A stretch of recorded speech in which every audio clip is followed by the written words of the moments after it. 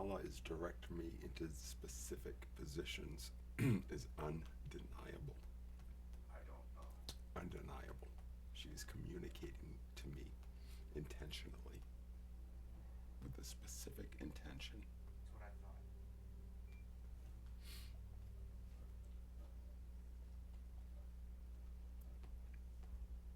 Franklin's doing the same thing.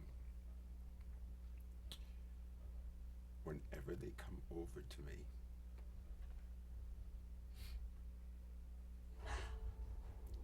they are inviting me and communicating specifically the nature of the connection, physically, energetically, emotionally, how to position my body. Franklin was licking my face. I just had a profound experience. Massive vision that was so tangible. As you see the vision, and I could just see it was beyond, but immediately the path lit up. All you need to do in order to manifest that which seems absolutely impossible is to tune into the patterns and see how it is possible. When you see how life unfolds around you of its own accord, and you attune yourself to those patterns, and all you need to do this is available to you. It's all out there. You're discounting it. You are discounting it. It is there. You're saying, no, that's not true. It is true, and it is there, and I am telling you.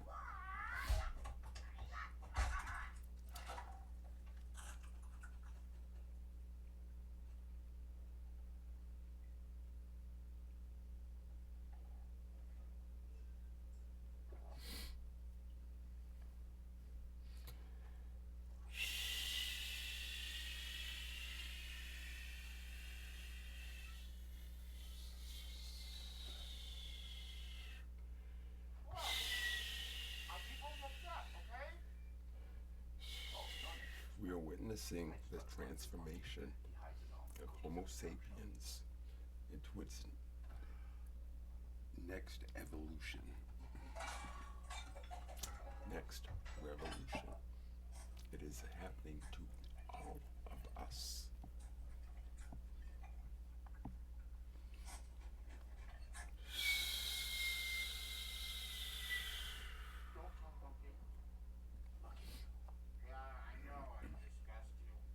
Check out Mandelbrot.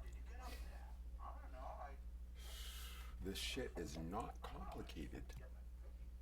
You are just refusing to acknowledge the obvious implications. It's as simple as that.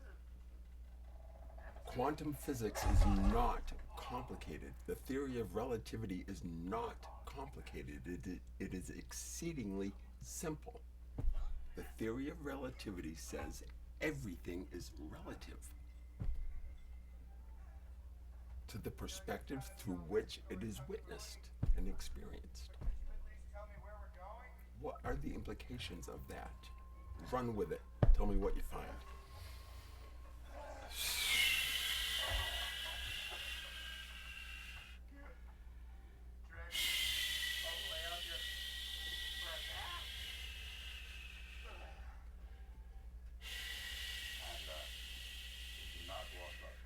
You cannot tell me I am not an energy being.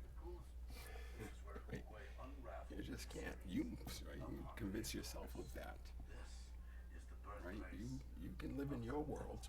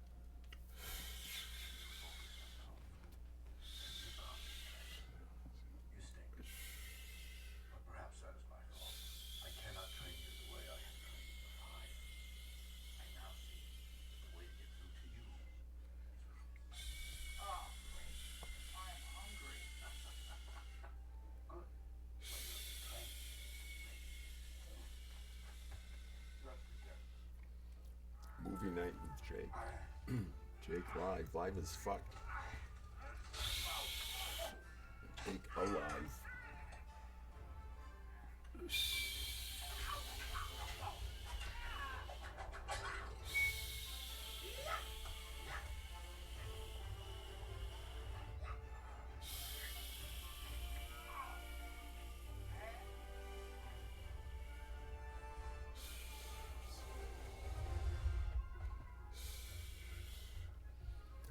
Both dogs are lying at my feet.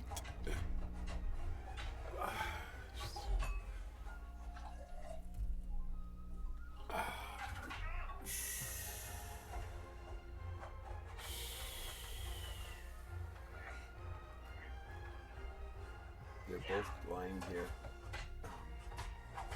sleeping peacefully. I know all is well. This is I haven't experienced anything like this. What I just saw was a massive. After you, Panda. Just like that? The No 10-mile hike. physical, I vow to train you. the embodiment aspect of that the vision. I'll call it a vision. Hey! How is up? Hey!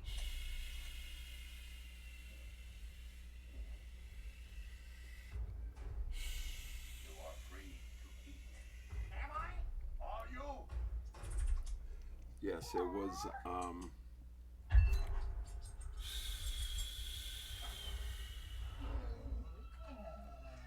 There was a sense of taking that vision and immersing myself in it. So I wasn't just seeing it as like visions I have had in the past was, wow, I watched myself doing something. This was being there. It was the felt experience of that.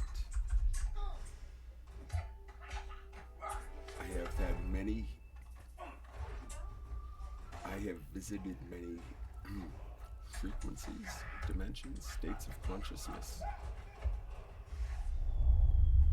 where I've had that experience of being there. Not just imagining it or seeing it, but being in the scene.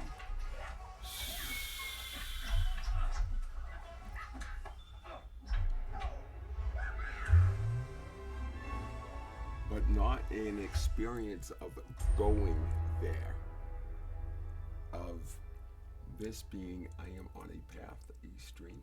I know where it started. I know way back. I know the whole story. And it was just seeing, seeing a place that could lead, which was pretty wow, and I felt it.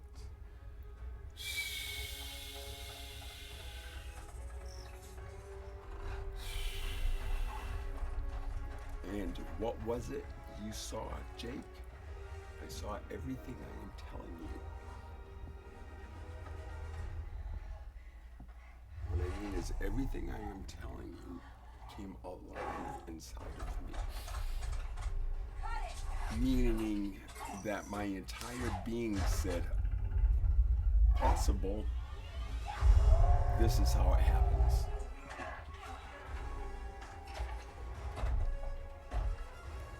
And that's a stage in manifesting. Where's the dragon warrior? How do you know you're not looking? Manifesting, no, it's not manifesting destiny. It's just acknowledging what is in you, what you are. I heard how he fell out of the sky on a ball of fire. That he's a warrior, unlike anything the world has ever seen. Oh? So that is his name. You are not creating anything out of whole cloth. Worthy You're opponent. just recognizing you Battle are the will be cloth. legendary.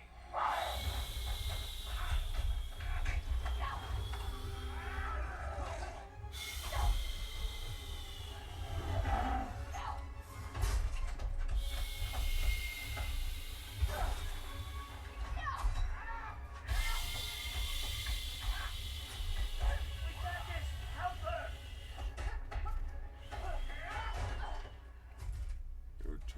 Kung Fu Panda. You know that bass going right behind my chair here is a subwoofer. Like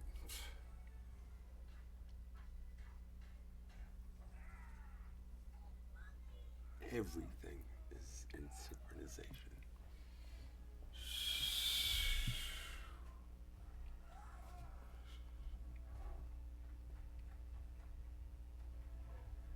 Steven Kotler, eat your fucking heart out.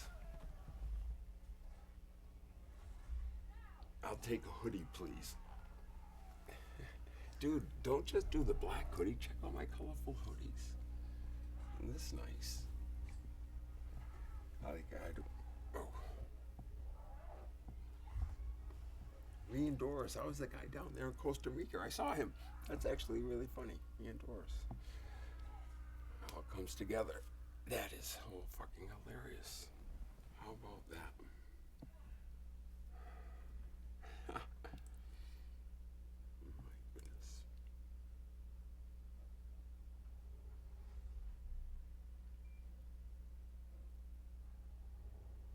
So here we are. We just popped right on, didn't we? Oh, excuse me, folks. I gotta plug in Stevie. Stevie says he needs a juice box. There he goes. Boing.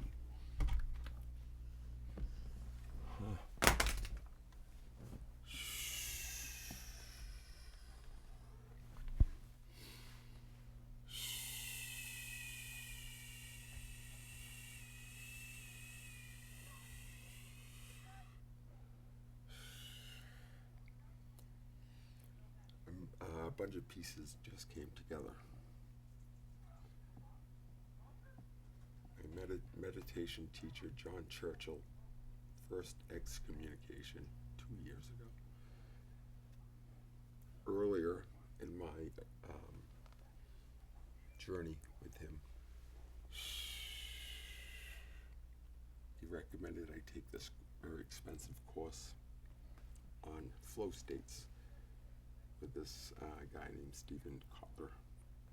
Look it up. I won't go into it. But his, it was all a recorded type thing, package type thing. So he has a sidekick, and they do a bunch of videos and stuff like that. This guy, his sidekick was guy Ian Doris. So I've seen a lot of Steven Kotler and Ian Doris on the video. And what do you know, 1 year ago, right now, when I'm in Costa Rica with Sharon, trips she brought me on for my birthday last year, to do this yoga retreat. This was her gift to me.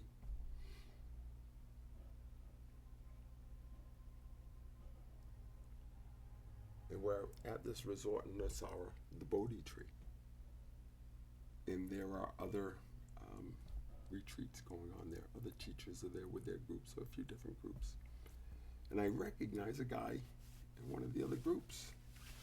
It's Ian Doris from, get this. Yeah, Steven, that's Zero to Dangerous. Zero to Dangerous was the name of his program. It's like, it's so fucking testosterone laden. Wow. It's hilarious.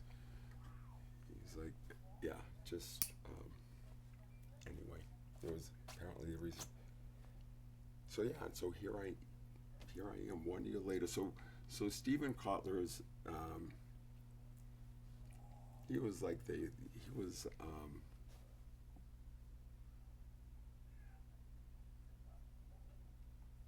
a guy, some dude, Mihai Csikszentmihalyi or something like that, who was like the godfather of studying flow states.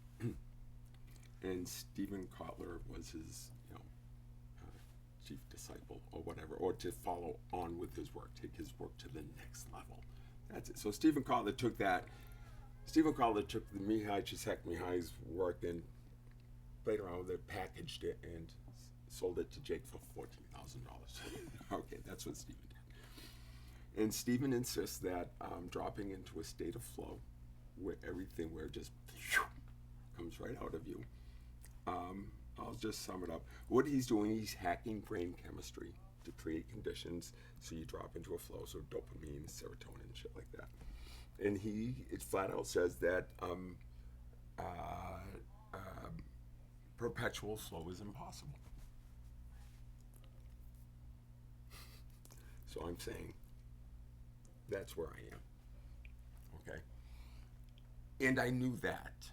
I knew he was wrong, because this is what we're studying in meditation. That's the whole Buddhist path. It's being in that state, what they call, when you're in insight meditation, and you're in that very open state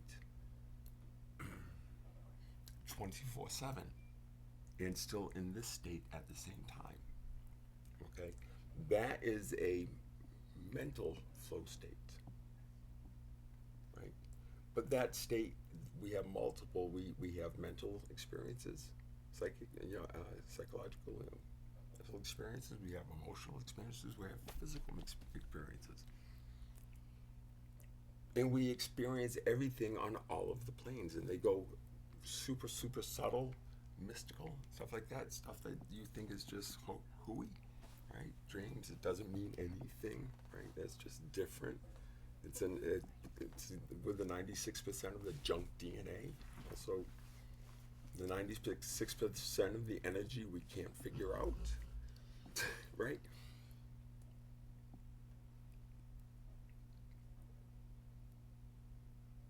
So if there's a mental flow state, there's a physical flow state, and that gets really fucking solid, Stephen.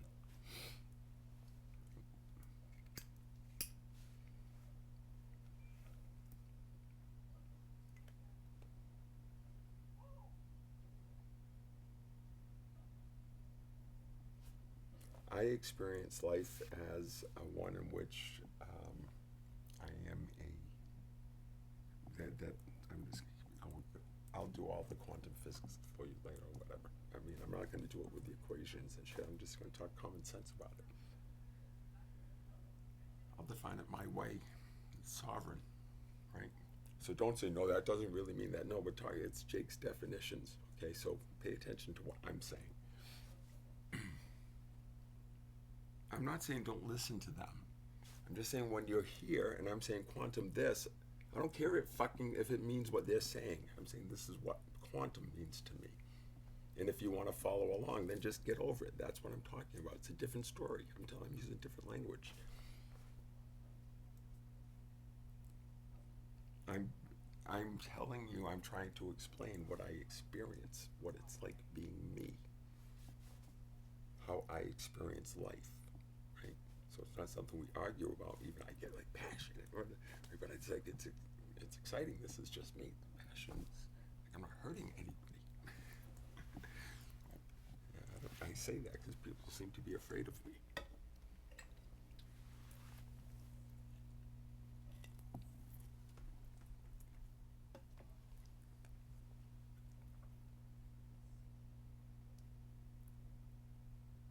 I'm not paranoid. It's not like, oh, Jake, maybe they just don't like you. No, they telling people I'm dangerous. Seriously, I'm just in a danger to myself and others is what I've been accused of, judged of.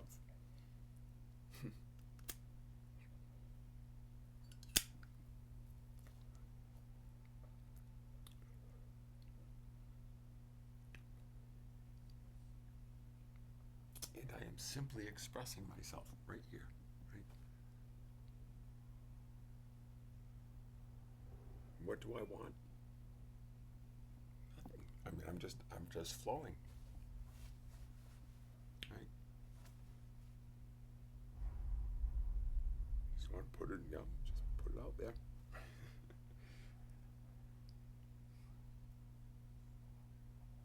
What does Jake want? Jake wants to see what's going to happen.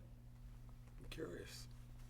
That's the thing. I am super fucking curious. Because I feel I'm in a pretty good position, even though I don't have any fucking money. feel, Jake's feeling pretty good about his prospects in this world, actually, with all the shit going on around him. You know? And here's what I just saw. This is what I just saw. Here's the key. You want to know what Jake saw? The big vision. Now I had very specific thing. Go here, go here. At one point, she had me put my hand. I had the cannabis in my fingers, and I put that down. She gave me this like total look, like put that down, put it over here, and she put me into a very specific position. She was with me. The energy just went this big wash of energy through both of us. And she just quietly she walked away. I was like, and then suddenly,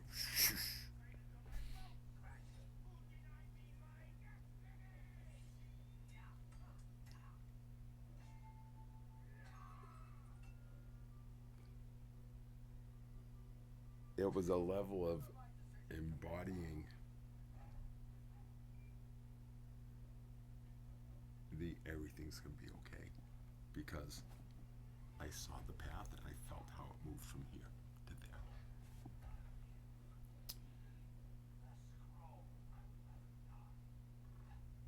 there. And what is deepening sense of embodiment of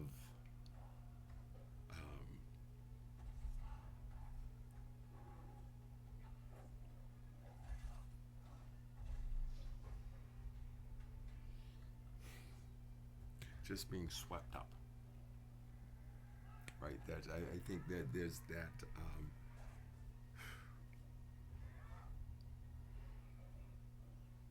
there's a purity to I feel an incredible an outrageous sense of peace and contentment in knowing, like I know everything's gonna be okay. I know everything's gonna be okay. I'll just say I just know that everything's good, like for all of us, like for this whole fucking thing. Like that's okay. I mean, that's true, right? That's how I feel. Think. That's how I think.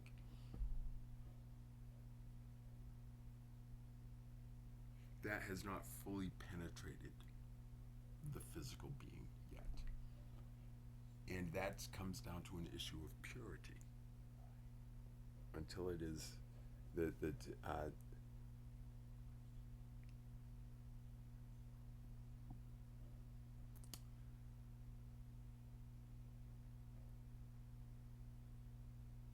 know, when you're 90, you know what it feels like to be 99.999999999999999% certain. Do you know what the difference is between that and like it already happened, so you know, right? Like that thing. That is what I call quantum, right? It's pure. It's a thing, and it cannot be approached. You're there or you are not. There's that binary thing again, right? It's a zero or it's a one. You don't approach. You don't go from zero and approach, right? In a binary world, it's one or the other. That's quantum. And how do you get there? You're just there, and you know you're there, and you have no issues with it. It's like, yeah, that makes sense. I don't know. How do I? Well, I was on the fucking bus. Right? I can't show you the map. So that's a dimensional change. I cannot map a dimensional change. You have to experience a dimensional change.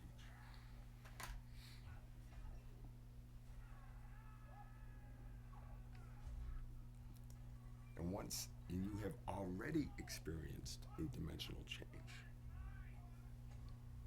you just haven't recognized it as such.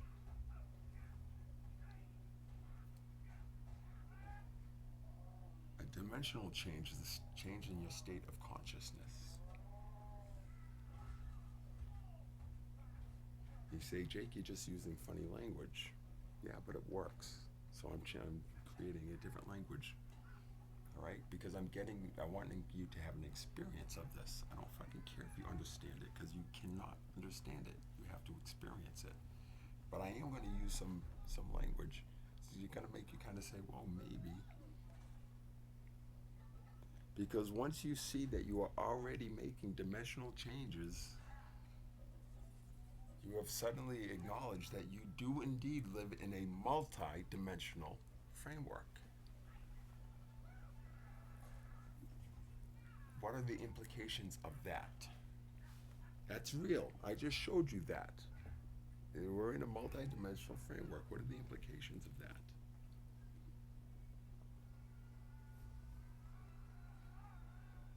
We're just looking at the same thing through a different lens, from a different perspective. The way we choose to see the world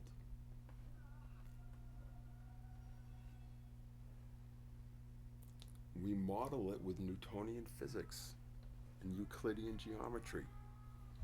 Those are models of what those two fellows saw. They said, I've got an idea. What if we explain it this way?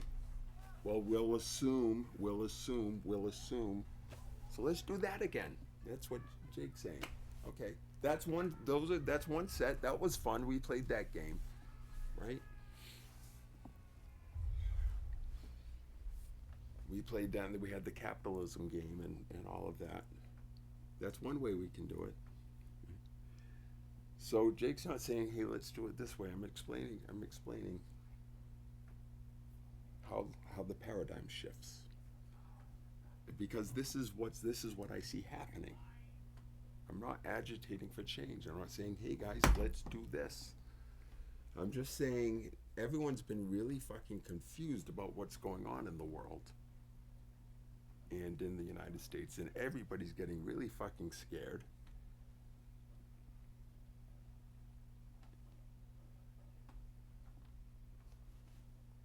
And no one can admit that they don't understand it. Yet they always want to say, no one can admit they don't understand how all of this works. But they all want to say they're fucking wrong. And that's a really simple thing to see. So maybe then you could just chill out and say, oh fuck, I don't know. I don't know. I don't know.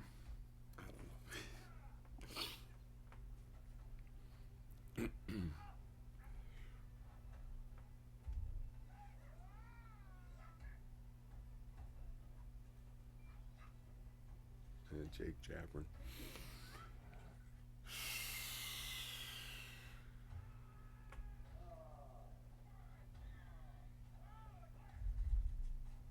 I think we're curious creatures.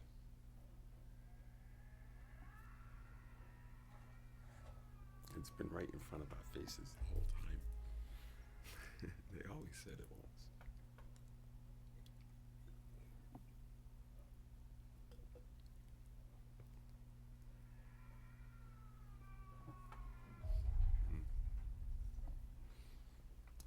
It's a city button.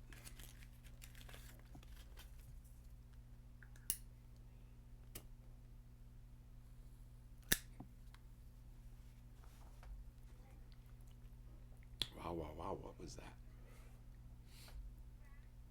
Lots flowing through.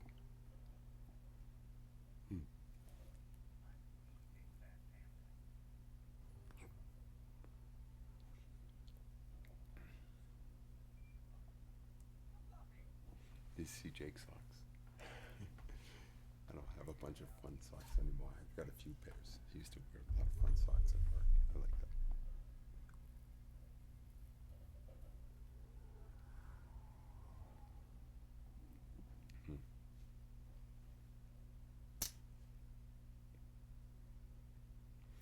Yeah, this is like Jake stripped out, right? In many ways.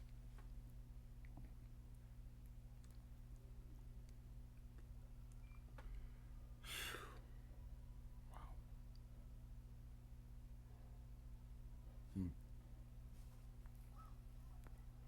I'm watching this because it came into my field today when I was talking to Mercy.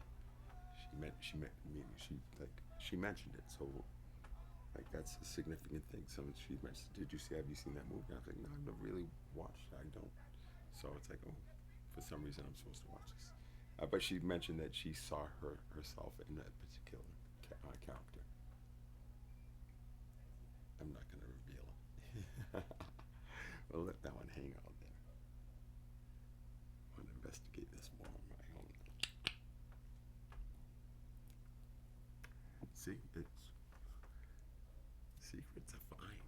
Just being transparent about it. Okay? Mercy won't mind me telling you, one of the archetypes in this movie resonates strongly in her. She's trying to explain a particular energy that she holds, and that we hold together and we hold dearly. Actually, what Mercy and I are exploring is the dark feminine, right? And it's that Kali. Yeah, it's cool shit, scary, it's fucking wild, and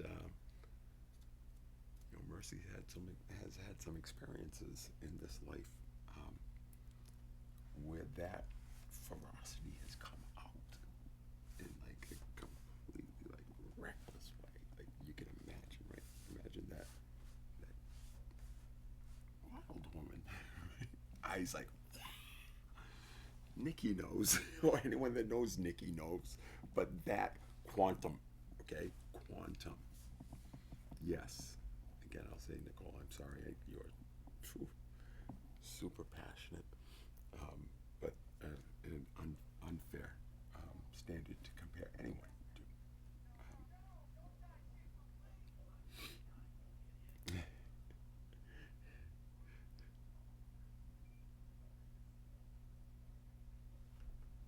to. And so she is, she is that. She is that, and she knows she's that, and so she is communicating to me a really deeper understanding of that. And so one of the things her being did, so that I can understand who she is, and this energy, because we all hold this, right? This is in me too. Right? This is my darkness. My darkness is my dark feminine. Yours might be too. In my world, like the you that's in my world, it's exactly the same way for you as it is for me. You're just in a different place on the path. You're a different spot on the fractal.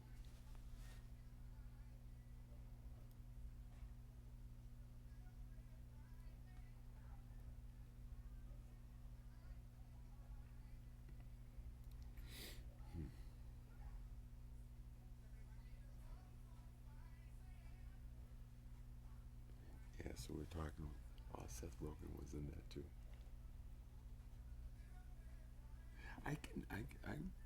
I really hear.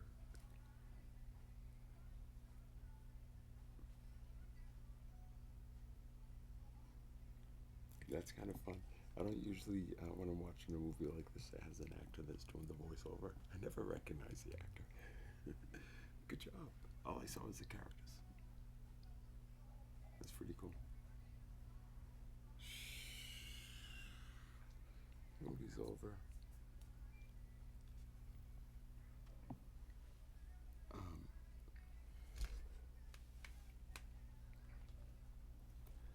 um, so, so Mercy is like unleashed this, right? She is, and so she's super, and a lot of women, I'm sure, have unleashed your version of that, right? What I'm saying is, what Mercy carries is the archetype. You have your version of the archetype. She has the archetype, the pure archetype. It's the pure dark feminine archetype, right? As I experience her in my world, that's my direct lived experience. As in my cosmology, there is such a thing as that pure, and then others versions spin out of that. It goes to your, and then it's the dark feminine with Sharonness. Right? I certainly experienced that. The distorted. That's distorted. That's what happens when you don't acknowledge that. You project that, and that's the distortion in my world. That's how I've experienced all of the people around me.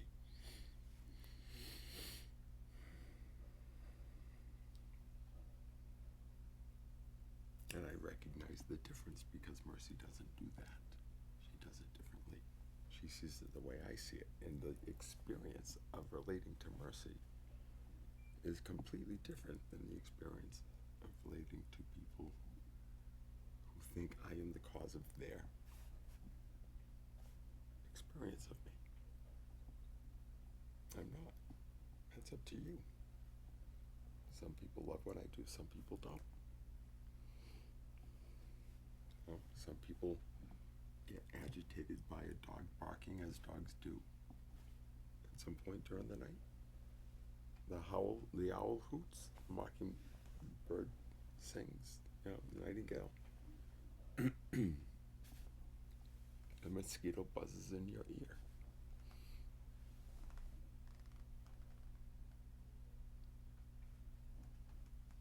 Things go bark in the night. Welcome to life. It bothers some people, it doesn't bother other people. They are just bothered, and they're looking for something to blame because they're a victim. That's what we call victim consciousness.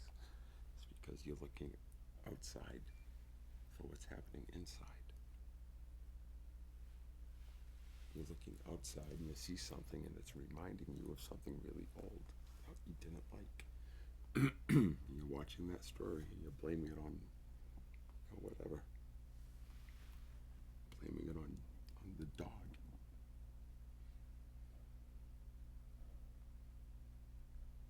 You know, the thing that rolls through, in my world, the thing that rolls through the atmosphere, your home, that suddenly makes you uncomfortable and you bark at your wife, that makes my dog bark.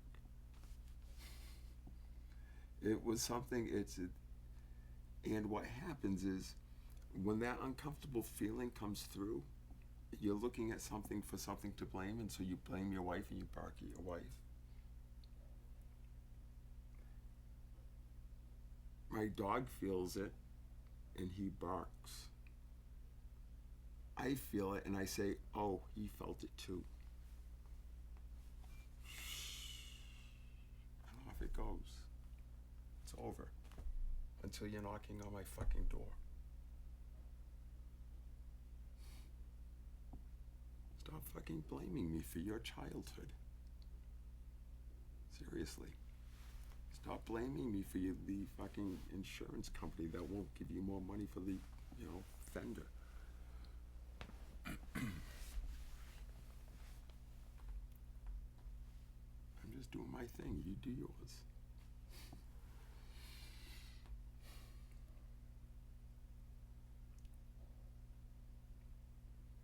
So, the dark famine. This ferocity.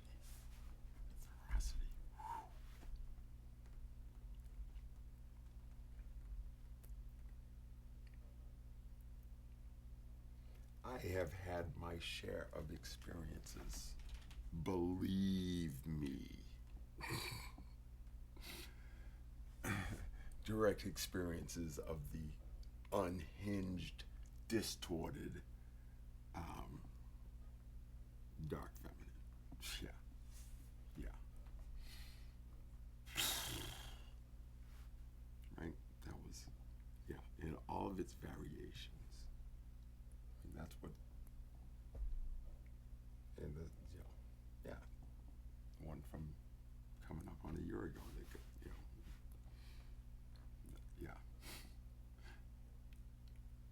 and still,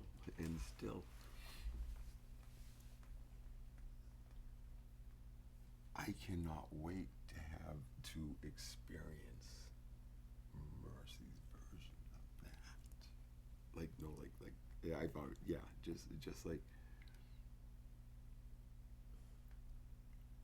I want to know the complete distortion of the archetype. because it exists. And and my friend channels that, right? So my friend holds that in my experience. I'm just like I'm not bragging. This is just how Jake makes up his world. You could have that too. Right? Make up your world. This is the game that Jake plays. It's like it's like gamifying enlightenment. Have fun with it. Don't go, oh, did he say enlightenment? Like enlightenment's like 1,000 miles in the. It's like, this is embodiment we're talking about. That's the problem when you have a destination in mind. That's why I never told my teams to focus on the number that we were supposed to hit. We're going in this direction. This is how we're doing it. Just keep doing it. This is the pattern. Do it. This is what you focus on. And you end up where you end up.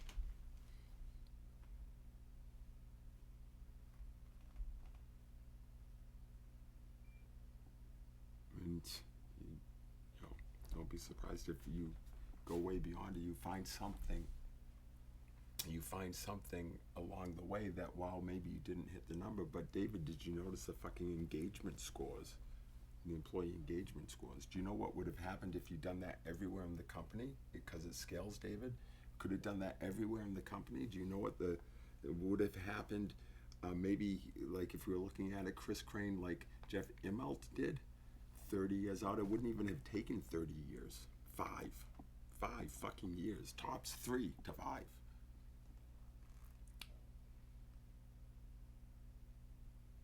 Two and a half if you got the fuck out of my way.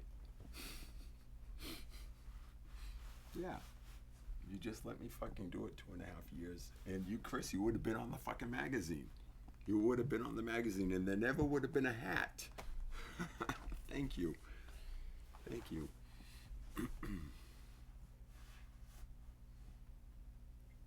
Yep. I'm not gloating, I'm just fucking relieved. I am fucking relieved.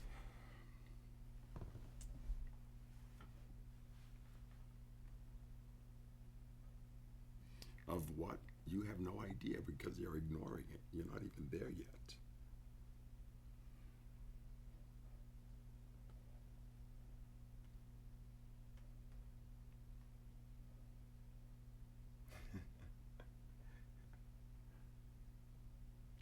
Jake's got a few things he needs to get off of John's chest.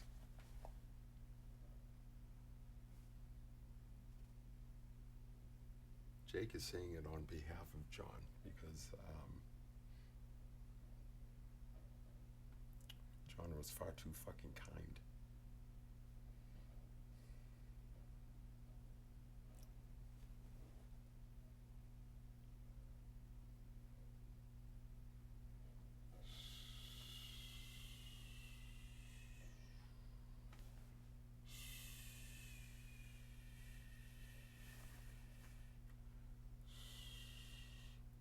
Any intimate partner that ever had an issue with me, you blamed me for your deal.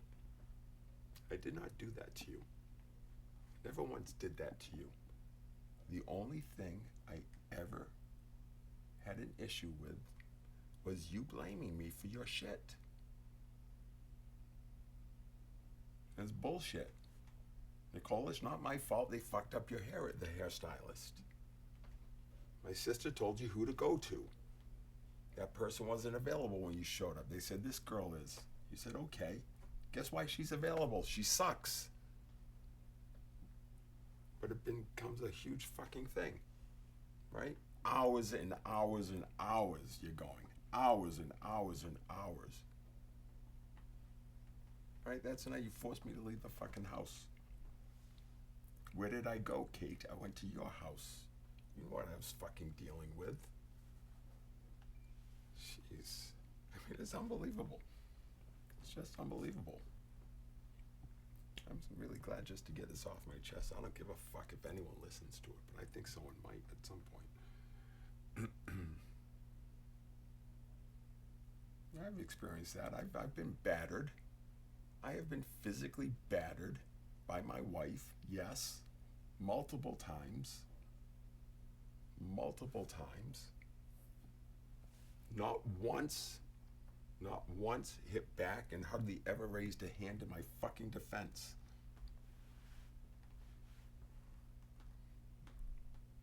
I've had my partner break my shit.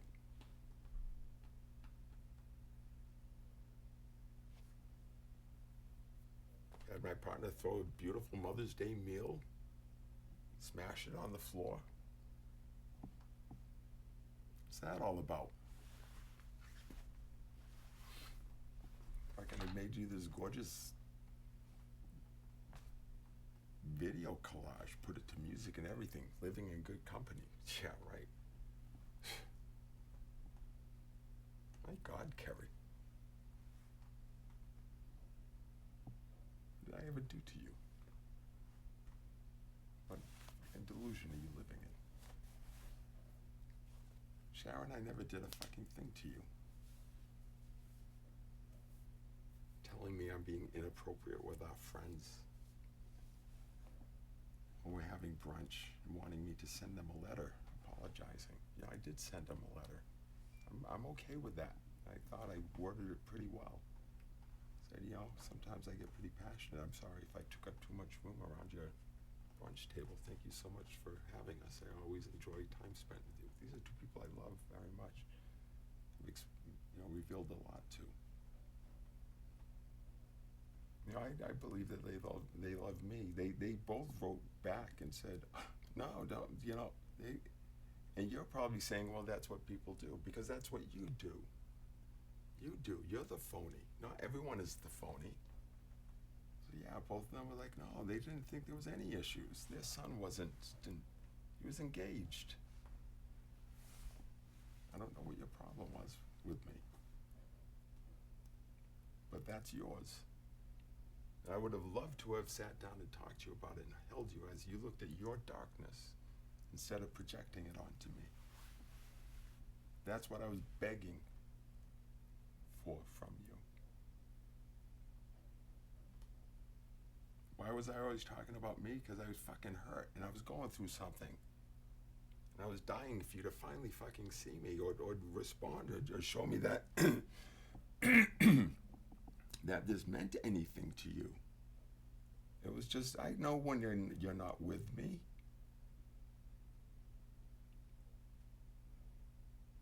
I said meaningful things to you.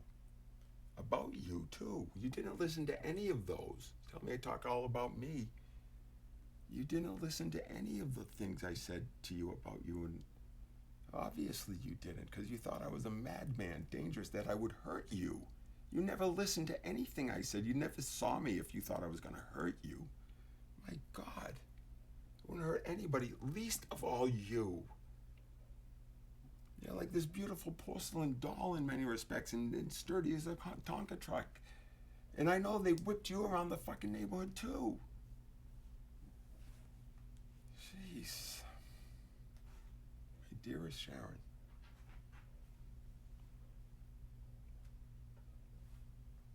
I was only pointing you to the same shit that you're teaching everybody. In your own language. But you don't listen to me. You don't think there's anything of value. You just want me to tell you how smart you are.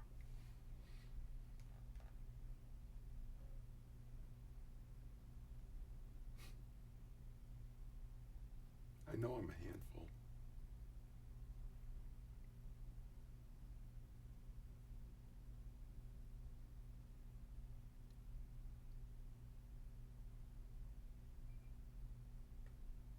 You hid yourself from me. You hid things. You had resentments that you didn't tell me about. How do you expect me to be able to, and then you blame me for you not being happy or comfortable with something you did. You weren't honest with me. I was honest with you.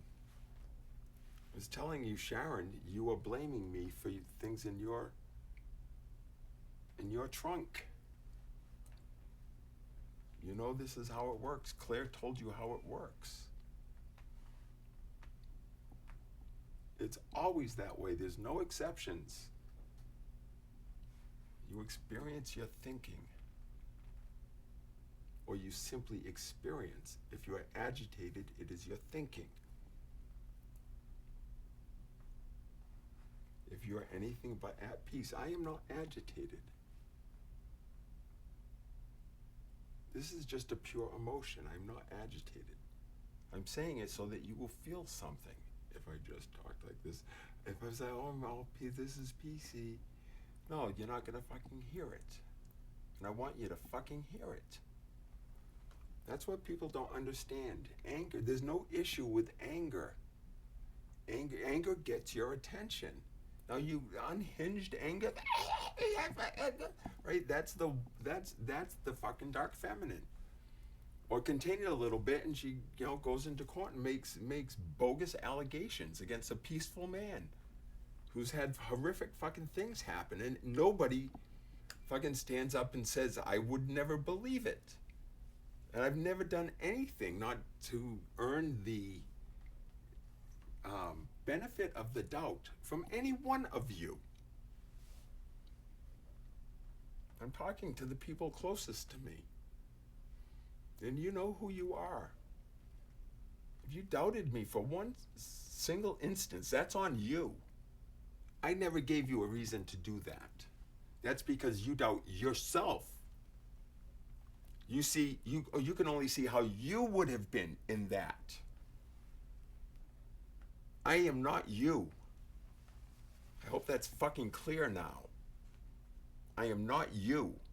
Nothing like it. Obviously.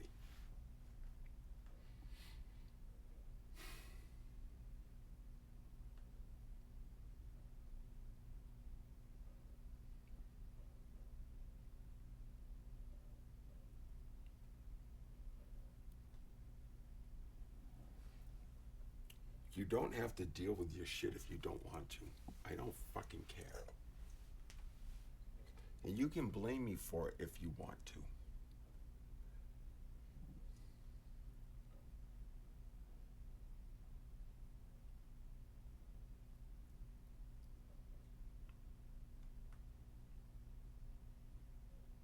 But you don't have to attack me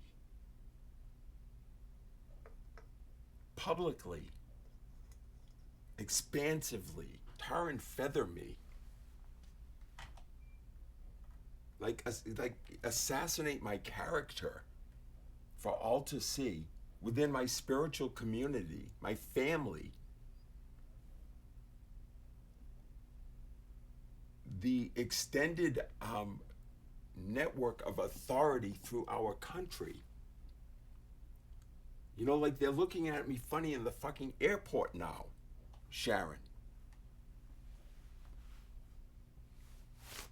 This is Jake getting shit off his chest, talking to the world, talking to Jake. I am not directing a message to her. Let that be clear.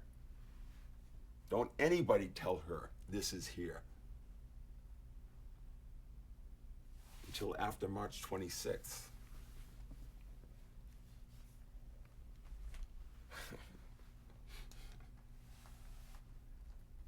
Thinking of that scene of all the letters in Harry Potter. Sharon's little house on Kennebunk Avenue. Then don't any one of you, anybody that sees this, give her 1 ounce of shit. Don't you fucking dare. She does not deserve it. She only needs to look at her shit. If you think there's an issue with her, she is totally forgiven. I get that. I have complete compassion for that. That is not her fault. Okay? What she did, what I'm saying, the actions that she took, the distortions, the outright fabrications,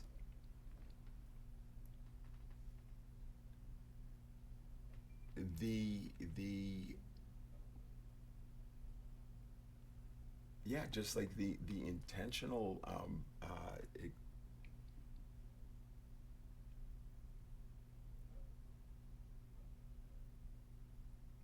Like, it wasn't even enough. It was like, then you got to start telling other friends and stuff, like proactively, like to make sure my entire support network is just destroyed. Like, what were you trying to accomplish? It was like you were trying to literally destroy me. You nearly did. If not for God's mercy. If not for mercy.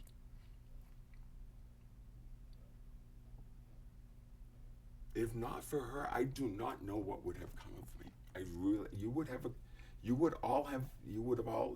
likely all would have done it. Yeah, you would have done it. You would have succeeded. I don't know why you needed to do that. I don't know why you needed me like completely obliterated out of the picture in the loony bin or something, or dead. I don't know why. I don't know what you're scared of, but these things all happened. You did the things you did.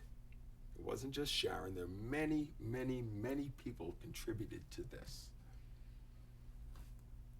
And it's so much bigger than Sharon, okay? But you know, she was super manipulated by Hamilton Salter.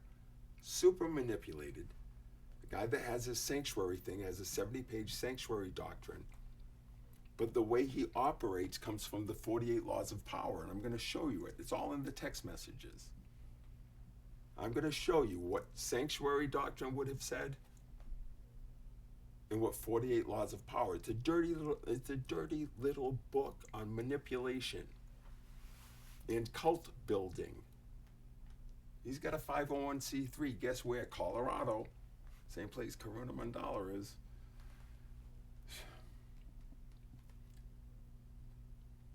He is an organization that claims to A, have a 501c3, a spiritual thing, essentially a church.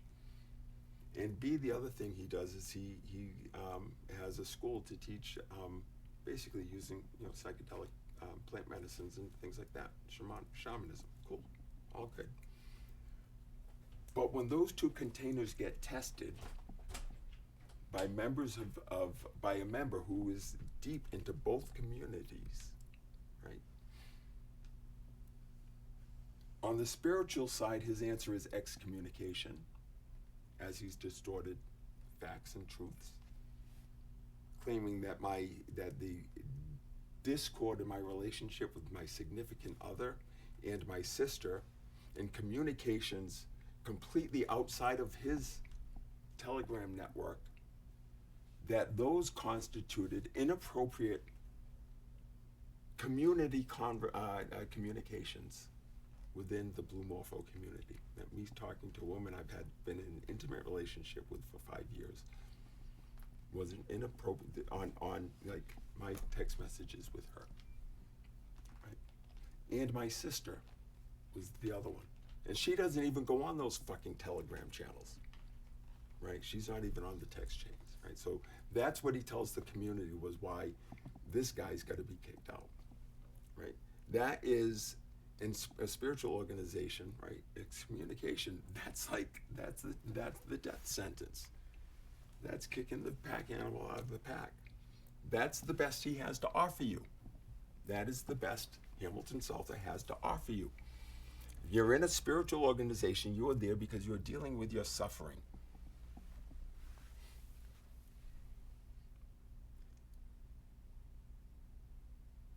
And likely people in your life have said, no, we can't handle you. And if he can't handle you, he will abandon you and he'll take all your friends away from you too.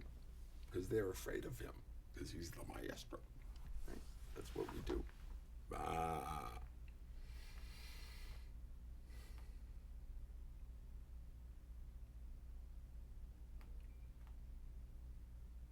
was the lamb, not the goat.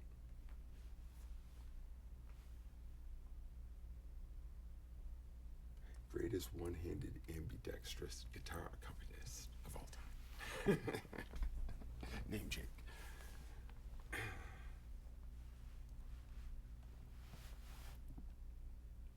And on the plant medicine side, he makes allegations that I'm using too much plant medicine. He has no idea what I'm using.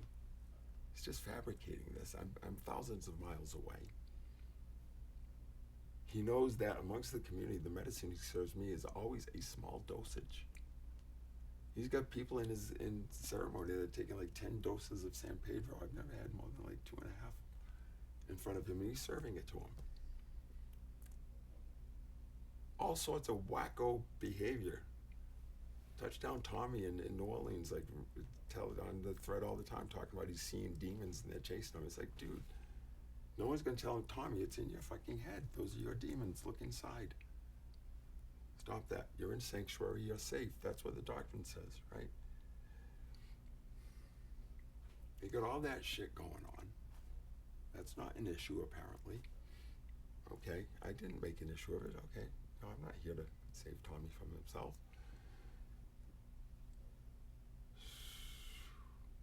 In supporting your community, there's never been a single issue with anything I've ever communicated. A couple of times you got pissy because I used the Blue Morpho name somewhere. I'm sorry, didn't mean to offend you. Didn't mean to associate myself with your fucking butterfly.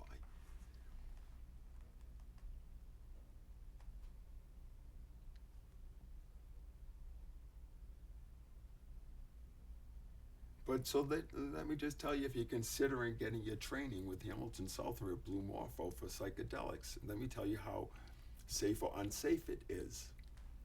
First off, I will tell you I was not using excessive amounts of any plant medicine. When he was accusing me of, I was using relatively little. I was using cannabis as prescribed by doctors. I have a fucking medical cannabis license for my PTSD. I'm using cannabis, and I was using tobacco. A little bit of a tobacco snuff called Rape that everyone's, that's in that, doing that South American shit. So many people using it. Sharon uses it.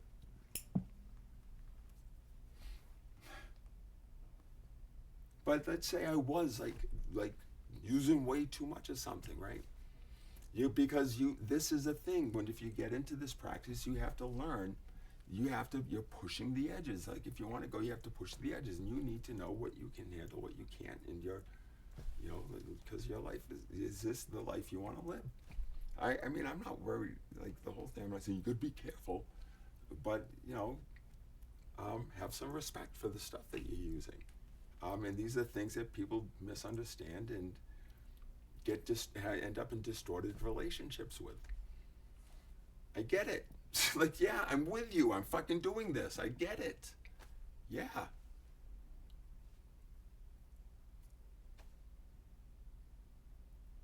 If you've got somebody in a group like that, if that's going to be your business to train these people and shepherd them and guide them in their use of these substances that you say are so fucking powerful, and you say it can be really dangerous, right? You say, make sure you don't mix this with that, even though you mix with this with that and serve it to everybody. Right? His written materials say do not serve, do not have Huachuma/San Pedro so many days after you've had ayahuasca, yet he serves it the next morning. I don't care, it's fine with me. But be consistent. What are you teaching?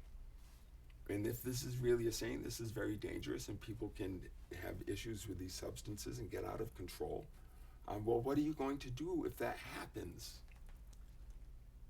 Right? Well, now we know. It was not happening to me. I was not having that issue. But he told the community that I was. That's what he said, that I was using too much plant medicine. And so he kicked me out of the program. Good luck. Like he doesn't have, it's like you're going on a cruise and there are no lifeboats. Right?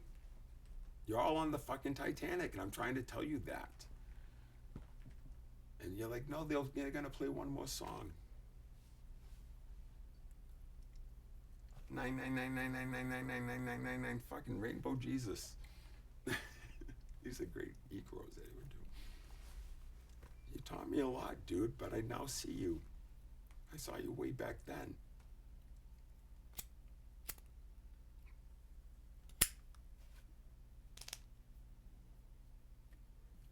You manipulated Sharon. You did that. You took advantage of her. You manipulated her.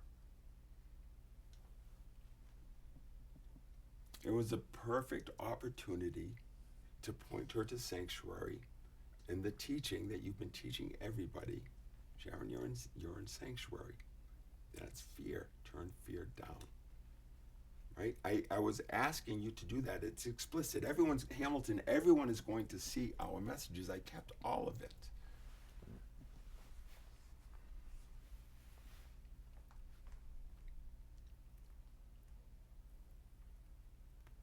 I told you months ago, checkmate. I fucking saw it. It's checkmate. I wasn't trying to reveal you ever. Ever. You attacked me. What did I ever do to you? I fucking gave you so much money. How much? Look at all the fucking things I tried to do to help you. Seriously. I offered, do you remember when I offered to sponsor 2 free retreat weeks and said you could do some kind of promotion or something? That I had that I was being called to offer that gift through this philanthropic organization that seemed to be emerging from me. You know, I was basically dumping fuel, as I see it now, dumping fuel so I could increase the pressure.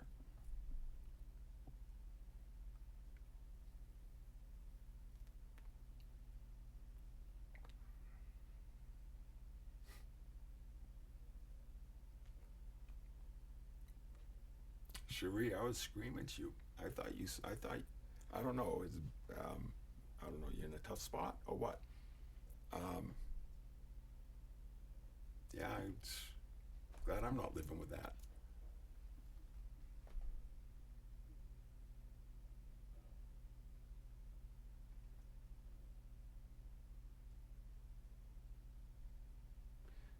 For anyone who has ever at Blue Morpho witnessed Mercy performing a healing on Hamilton and have rolled your eyes when you've heard her wailing, that is his wail that he doesn't have the balls to show you. That's why that works that way. When Mercy performs healing on me, it sounds like fucking angels singing. It's not about me. But I just, and you hear the wailing coming from me. Look it up. It's out there, or it will be out there soon enough. I don't fucking see me wail. It's because I'm getting it out so that I can clarify and I can come at you with intensity. Pure intensity.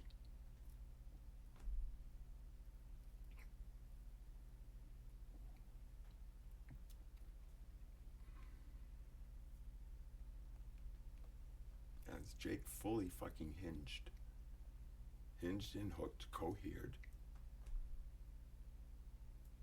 knowing who he is and how the fuck he got here and what happened along the way.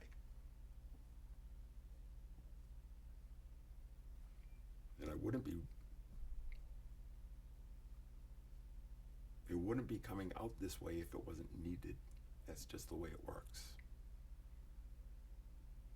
You never get what you want, you get what you need. And what you need is better, you don't understand it.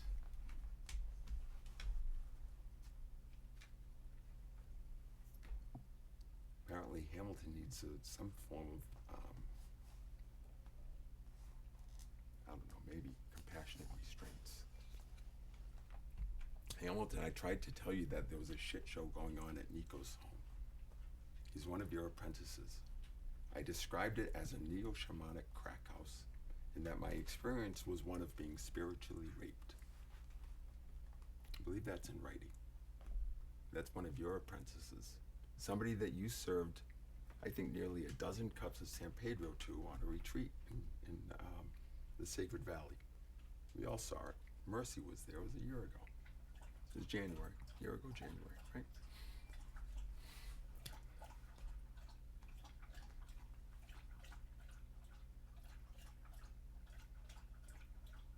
Here's a guy in Nikos who takes, 6, 7 Kimbo Burns, like barely breaks through.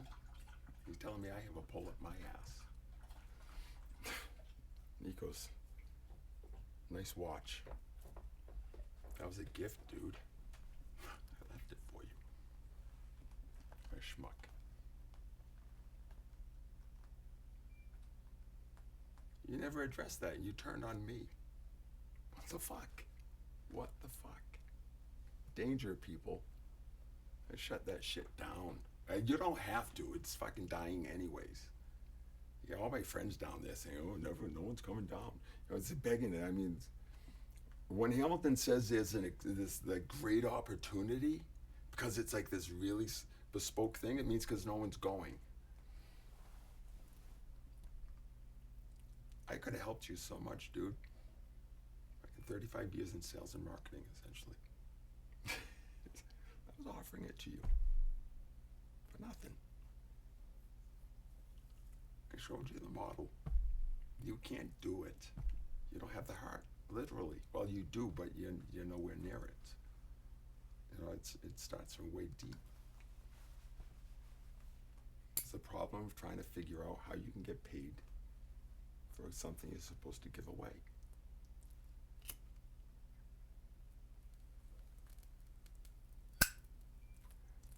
Sharon, you said my arrogance was going to destroy my gift. You were talking to yourself.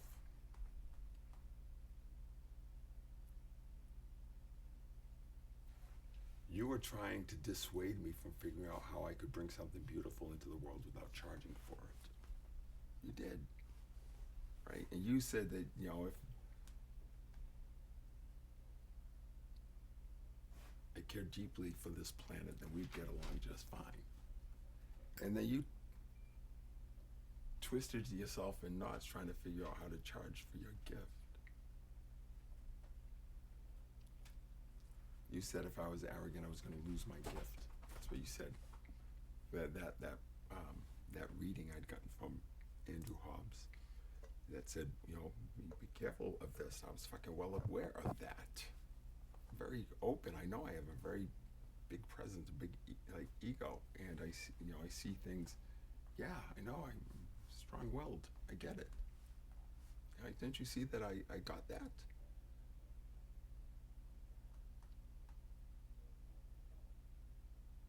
It wasn't my arrogance.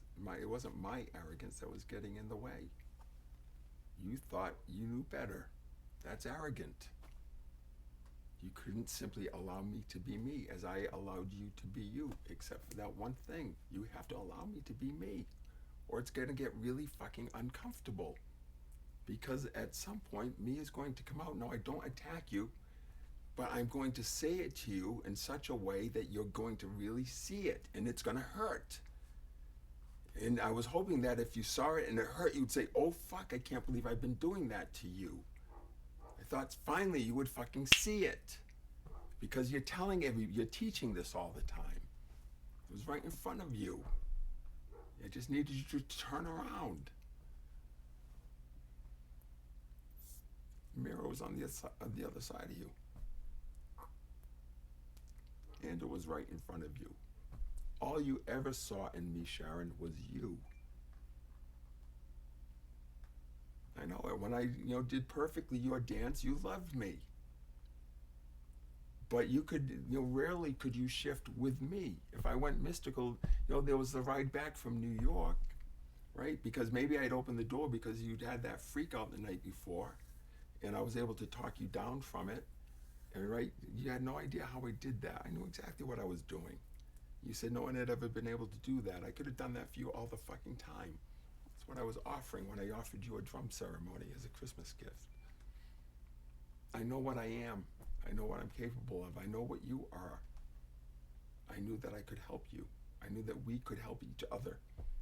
I knew that together we could do it better, faster. I thought it could be beautiful. I thought that's what you wanted. No, you just wanted to coast. I mean, love, come on. Your nervous system is fried. I understand. I get it. So is mine. That's why I'm using the cannabis. It's proven it works. But you've got the pills, and you're judging yourself for it. I know you don't need to tell me. You're judging me using cannabis. You don't need to use that. What the fuck? Why not? It works. It's your judgment of it.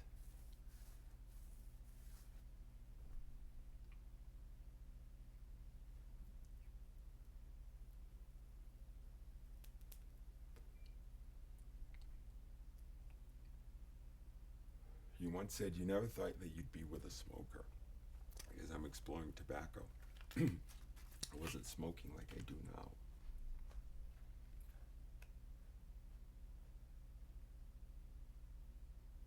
I never thought I'd be with a woman that would think I would physically harm her. Does that make us even?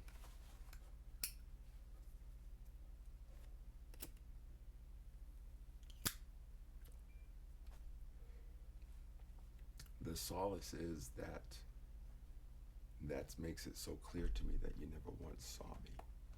You didn't see the best of me.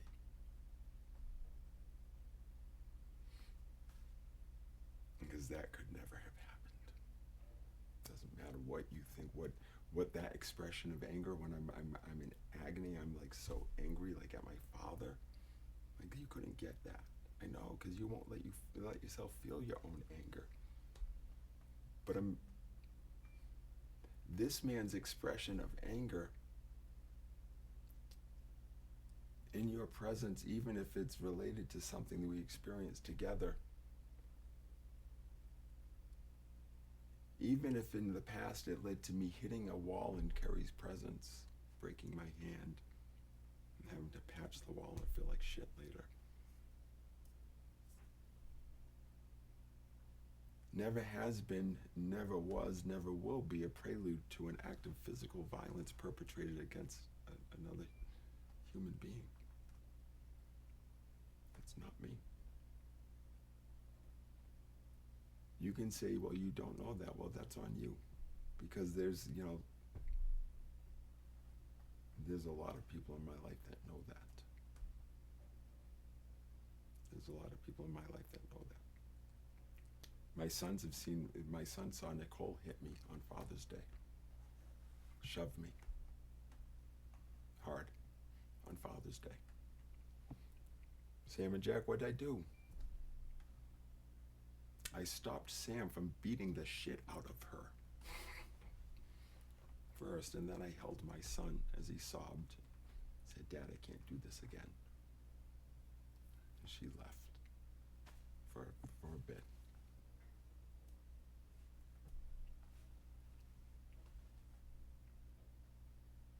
So she tracked me down at a sports bar, trying to have at least a moment of peace on Father's Day. Watch a little U.S. Open. Talking about being stalked, right? Oh, here he is. I see it on the Find My iPhone. Do you mind? It's kind of fucking traumatic for all of us. No, I'm not violent. Assaulted by 2 police officers. I gave no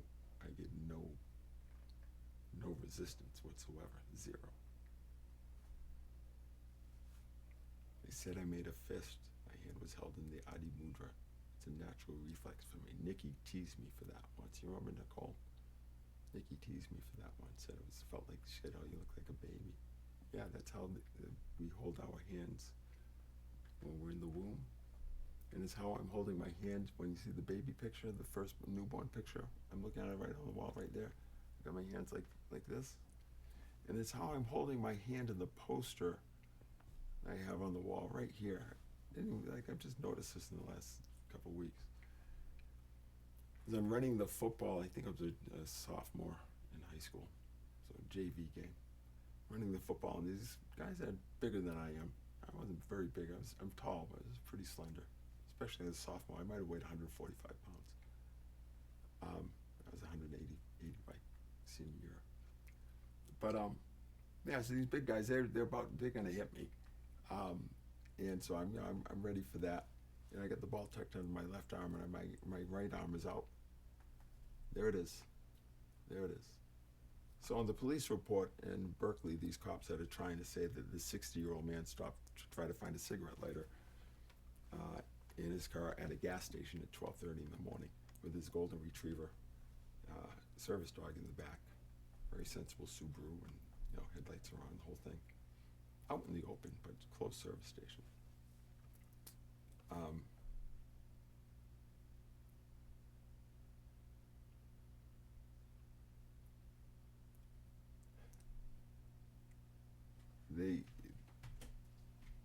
They made an unlawful demand for my identification. They were checking my papers. There was nothing suspicious going on at all. I explained exactly what I was doing. There were two of them, and I refused to show them my identification. And I was not agitating for a physical confrontation. What the fuck? What have I got to gain from that? Yet one incurred. And so they filed a report charging me with resisting arrest for what? I don't know. What were you arresting me? They never, if they said, well, you're under arrest, well, okay, I guess so. For what? I'm not going to, okay. What's this all about? What am I going to do resisting, even if I'm like in the total wrong, like I'm going to resist arrest 2 armed police officers here? So no, but I am not going to, like, they're not offering to arrest me even, and they won't let me go. But they're demanding to see my identification. I'm simply saying, no, I'm not fucking showing it to you. And I'm getting really scared. I'm getting really fucking scared because I've heard stories about what can happen. And I don't care that in this case he's black and I'm white. It seems to not matter. That's all. None of this matters. You're not being racially profiled. Everybody is being watched suspiciously, apparently. Well, maybe it's just me. Maybe I'm just fucking special. Didn't even have the hat at the time.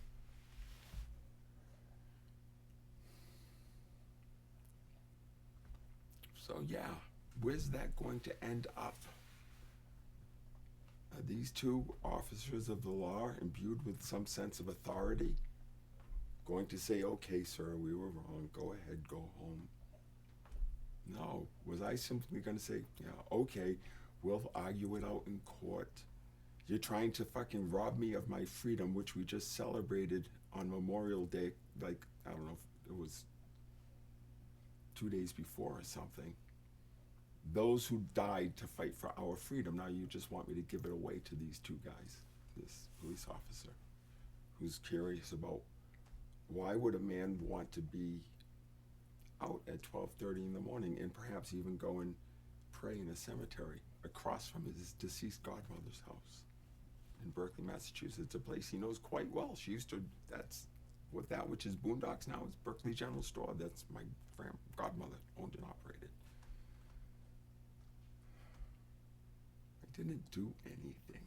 You guys, no one jumped up and down and said, there's no way. You also thought I did something. You had to do something. Even everybody right throughout the system, judge, bullshit, court psychologists. My God. The whole thing, I mean, wait till you see this whole story. If you were there, you get ready to cringe. If you're one of the characters in this, get ready to cringe. You're gonna say, I did that. Fuck yeah. Unbelievable.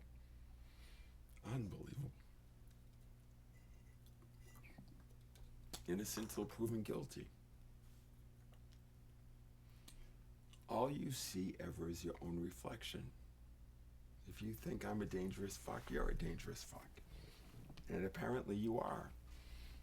You thought me as dangerous, Sharon, and you hurt me terribly. That's an outrageous attack. And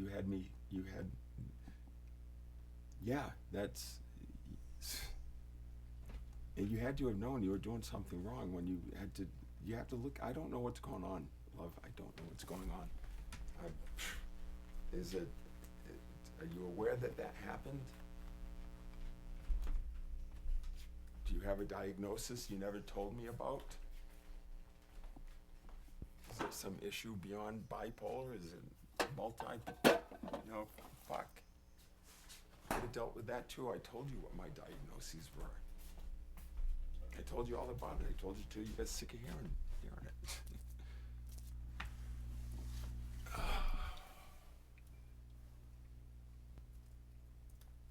Yeah, this is fire, huh? Fire.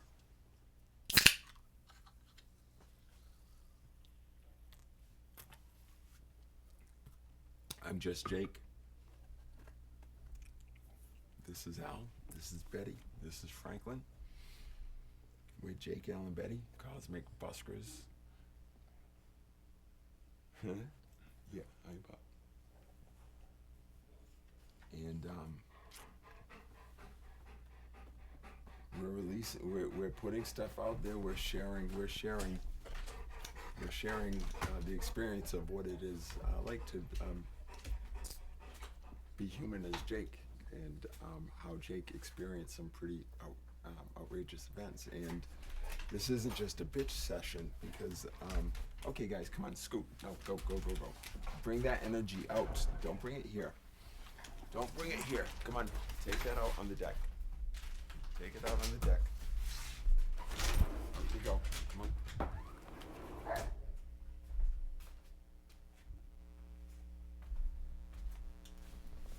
I wonder what's going on at Rui's house across the street. He's probably barking at Cynthia. Not playfully like Franklin's barking at. No, they're not barking. They're outside playing. So watching some of the videos that I recorded over the last few days, as I'm talking about the issue I'm having with the neighbors and the dogs. And I'm noticing when the dogs bark in the background, and noticing my reaction to it, and kind of let it go. We kind of, the way we handle the dogs down in the jungle at the retreat centers, at the complexes, there's a lot of dogs there that they come and go. We just, you just let the dogs be dogs.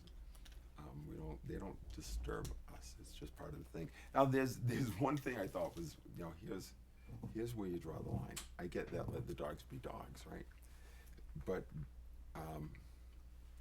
this is just pack behavior. Okay, so something I noted, pack behavior. Dogs do not shit in the den. Dogs don't shit in the den. They do not shit in the dwelling. They do not shit in the temple, right? The den, the temple. Dogs do not. They learn, and they don't.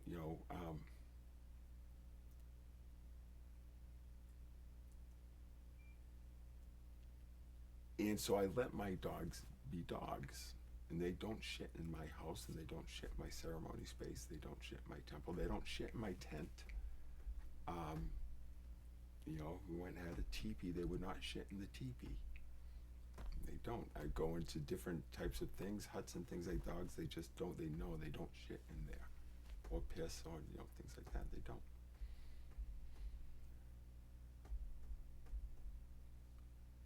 Hamilton's dogs do. They shit in his temple. They do, and they piss all over the mats, and all the floors stink of dog urine. There's that's not just letting dogs do what dogs do, and that is, I've said it here. This is something in Jake's world, and you pay attention to this. Dogs especially, this is what dogs do. Especially, they reflect you perfectly. That's what they're here to do, so that you can see yourself in them.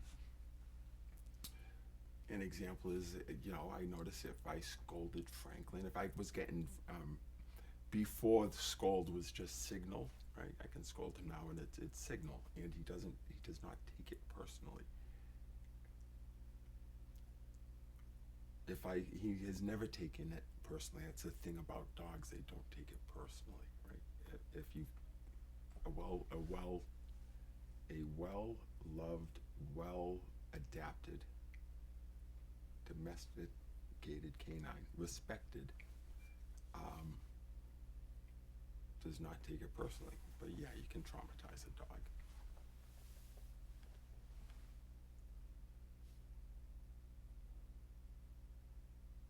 I noticed that when I was dealing with my suffering, and when I would project that suffering onto Franklin, get angry at him as though he was causing this thing to happen. I would get angry at him, and then I would feel bad because he would give this very hurt look, this very, very hurt look, and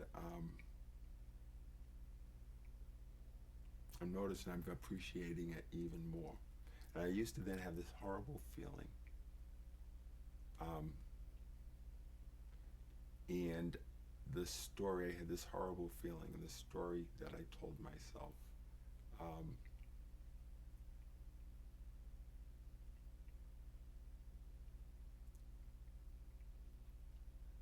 was that I had hurt his feelings, right? That I had hurt his feelings.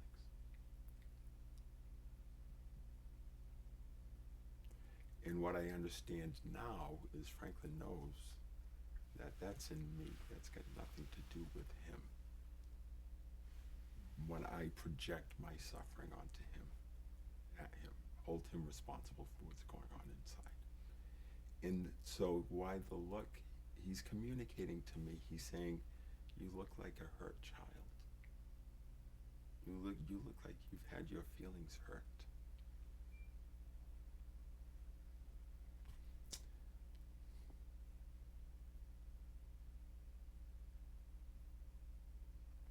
And there's something about that feeling that I get when it's engendered. I'm going to explore this more. This, did I, like, oh, I hurt your feeling kind of thing. That he wanted me to feel. He's projecting that, he's doing that. He's not saying, that's my neighbor Lynn, projecting her own self-pity onto Nala.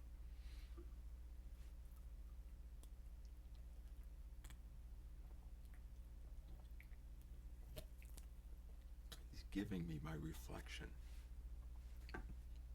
He's always doing that. It's a little different now because now I know. He says, okay, you see yourself. Good. And now you know how to read me. You know how I kind of work.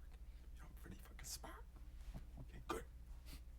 You know what's funny? Super, super, not just smart, but like wise and capacity to just do mystical things these dogs are and have. They're still dogs. and as such, they kind of have the, at times, like the 3D capacity of a 5-year-old, in terms of attention span and stuff like that. Like they'll still just do the dog thing. And especially like if there's company, if it's just us, that's not that. But when they get excited and they're so excited to do their thing, Nala wants to come over and make friends with you immediately and wants to say, hey, let me show you how good I can make you feel. And Franklin like immediately wants to expose your triggers. He's like, let's get to work. And he's gonna do something. There's gonna be something. Okay, she doesn't like licking, so what's behind that? And there you go. There's the hole. We found the portal, and you're on your way.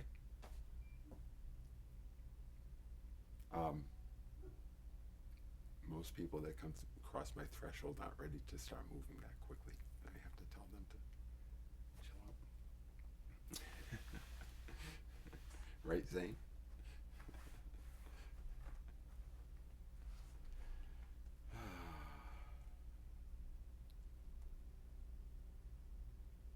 Franklin will also want to lick your face because you're holding anguish, and he wants to wash that off for you, so the rest of the world can see how beautiful you are, and not just us.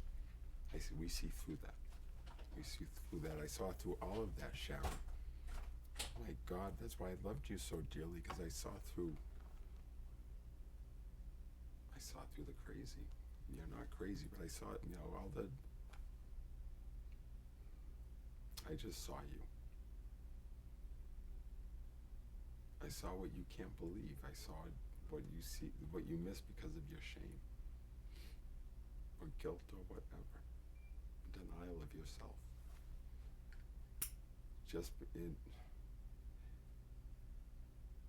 Yeah, there was that time when you screamed at me, "You're not special." Whoever told you that you were not special? Aren't we all special? Isn't that like obvious? Like, and isn't this like, I was dying to see exactly how special you were. I still am. I want to see how it manifests. I hear an angel singing.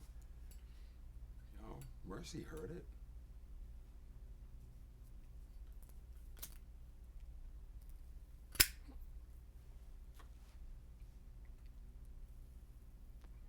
I heard you sing with Mark. It's beautiful.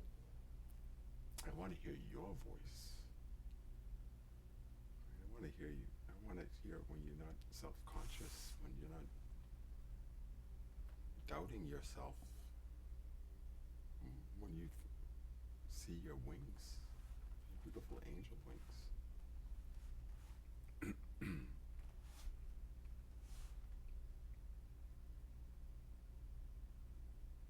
If you read through any of my communications to you that you took so offensive and said we're not loved, the world can learn from that shit. It's all right there, Sharon. It's all truth, capital T truth. You just don't want to see it. It's all gonna be out there. Love, you knew my story was gonna be told. Everyone, all of you, you know, and this isn't like, it's not I told you so, but you know, the story's not finished, and everyone is dying to see the fucking beautiful ending. So let's tell a more beautiful story. Let's show how we can still love each other in spite of all that has transpired. Because I'm here and ready for it. Right? But we got to get real about what happened. And we have to, you know, there's some things we got to do to fix that, but it's okay. We can make it. I am dead serious. I am dead fucking serious. But we have to be real. You know, you've got to be able to come across the threshold of my door and be ready to sit down and cry. And see me cry. Fuck, that hurt.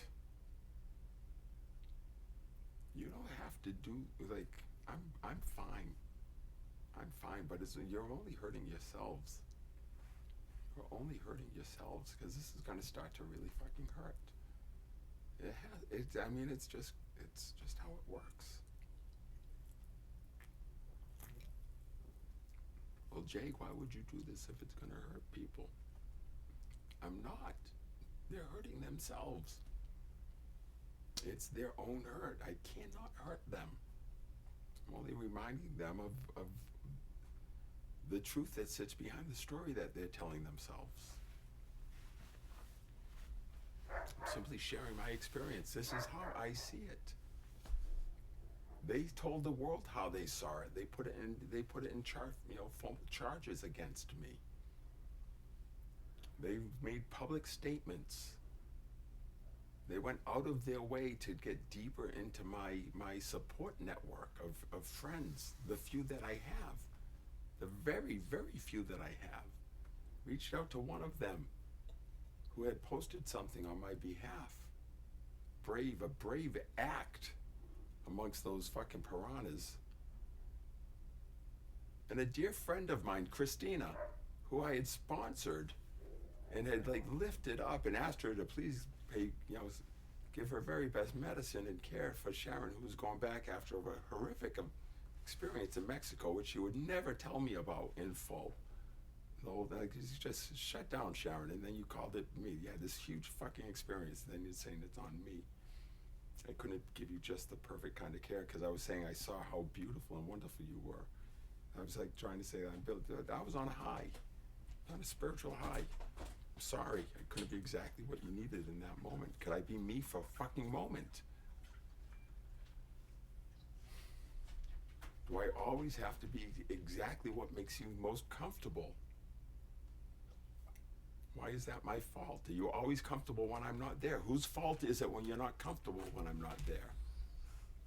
Who are you blaming next? Is it the gardener who doesn't do things quite right? Or, don't they know the soap dish is here? Can they see it's over? I'm not saying you're anal. You set things up beautifully, but you have to allow others.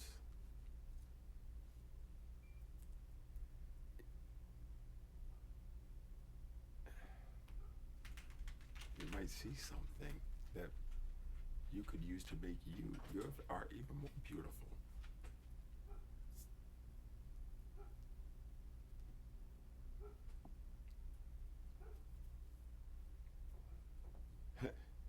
Sharon, and I don't understand why when we're doing plant medicine, you don't want to be anywhere near me. Like when couples do that, like I thought it was like spiritual work, like couples thing. I did so. I don't know what's going on with that. It's funny, we were at the deep ayahuasca ceremony, and afterwards when we were all singing, we're all in one area. I think it's telling that, like I had this incredibly deep experience, and I could feel you so strongly. It was beautiful. I could have sworn you were there with me. Then you were, but I thought that you knew you were there with me. I thought you knew you were there with me, and it was beautiful. It was fucking beautiful. You missed it, but you missed it, because we were talking about it the next day and about singing. And you said, "Oh, that was you." Yeah, that was me. That was me, dear. You know, when I went into, when you got so offended that I touched you while you were in the medicine space during the San Pedro ceremony, remember you were in the massage room and you had asked me to make sure you didn't like lose yourself in there, get lost there. And I was waiting for like 90 minutes. Like you were there for a long fucking time before I went and gently said, "Hey, I know that you were, but you didn't want to, so whatever." So I that was on me too, I suppose. You don't remember what you said to me when you came back and were so insistent and needed to speak to me. Anyway, I was laying right next to you in ceremony, and you couldn't feel me. Mercy could feel me the other morning from Florida.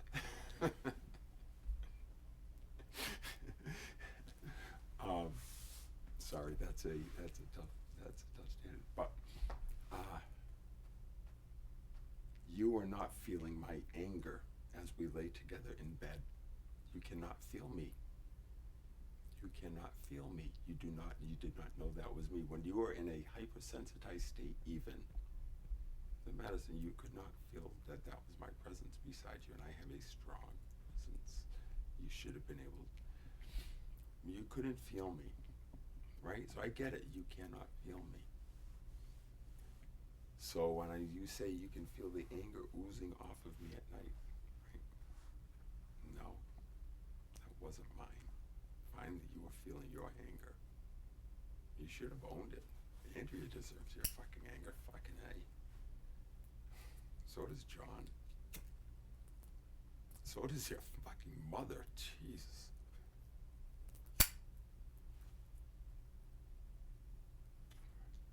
She deserves mine. She's gotten it. She's gotten it. Check the tapes, Phyllis. I never deserved your judgment, my God. I'm saying that with certitude.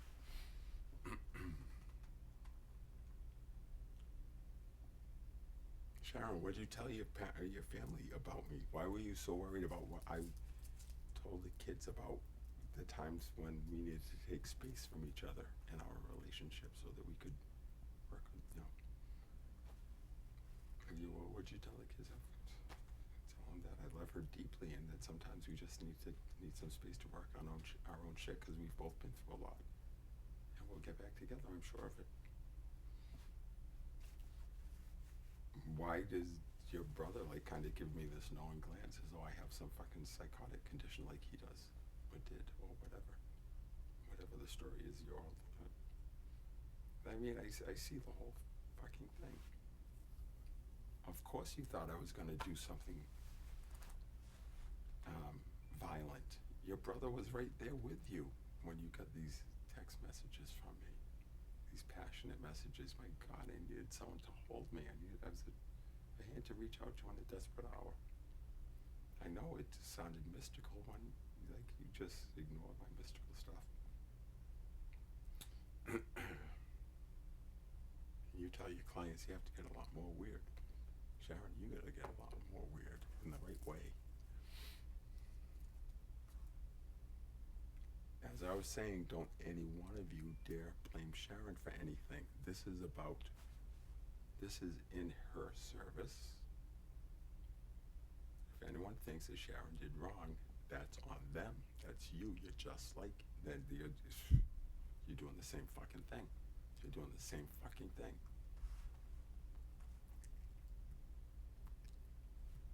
This is simply pointing Sharon. This is simply, we're not pointing Sharon anywhere.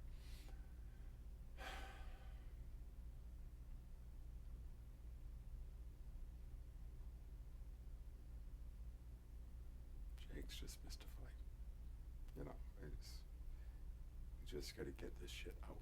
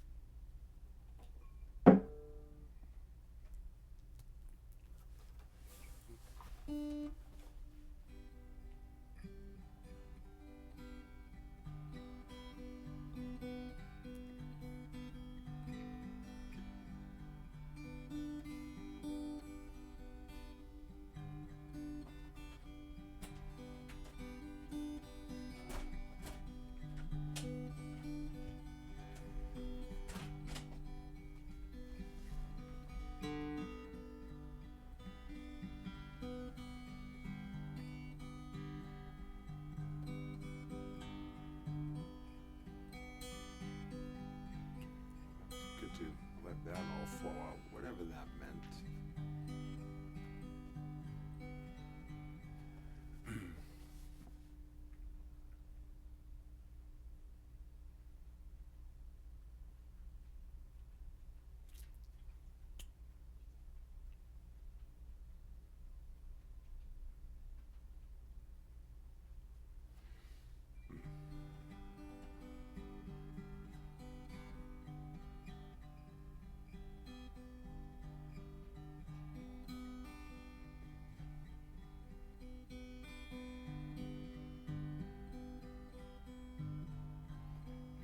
It's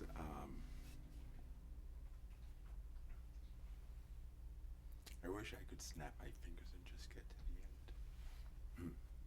For everyone else's sake, honestly. I'll step through this one step at a time. I mean, if that's whatever it is, but I truly do wish I don't like to see people suffering. I don't. It's because I find it unnecessary.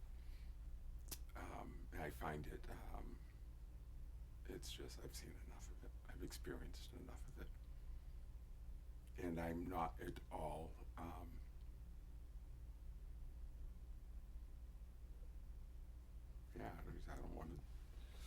I don't want to see people suffering.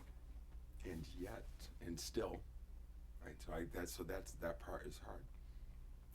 And still, I have no choice but to just allow what's flowing through to flow through. And I made that deal. I came to that point of surrender. There was nothing left. There was nothing else left. but to surrender, right? And literally ask for mercy, and just things unfolded, and here I am with no other choice, right? Like it is. It's like here's.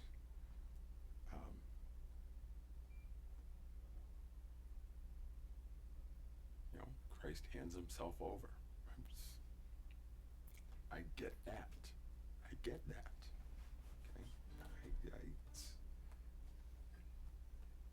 If you can imagine what that is, like that there's something like he has no choice. He's not fighting it. But there's just nothing else that like that's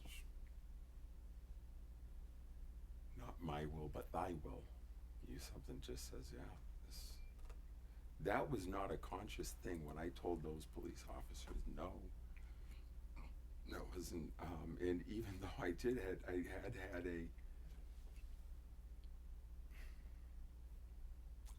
had a specific vision, but I'd seen it in a different context of that event, where I saw in a vision me screaming that I wanted to see the police officer in his fucking pajamas or something like that.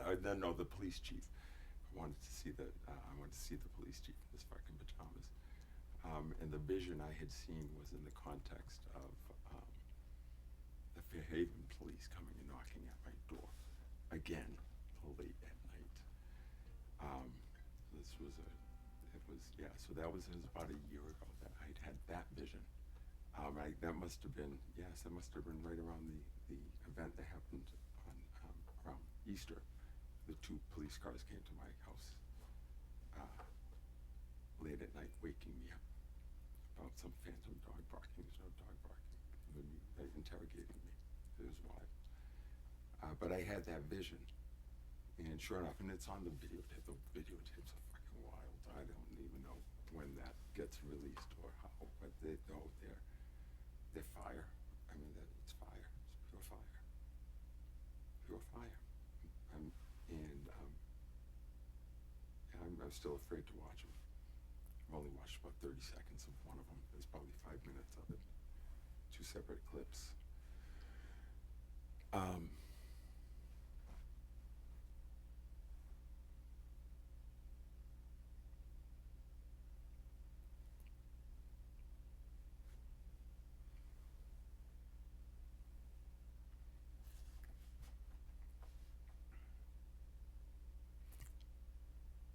I'll have anybody know who's sitting there trying to psychologize me, pathologize me.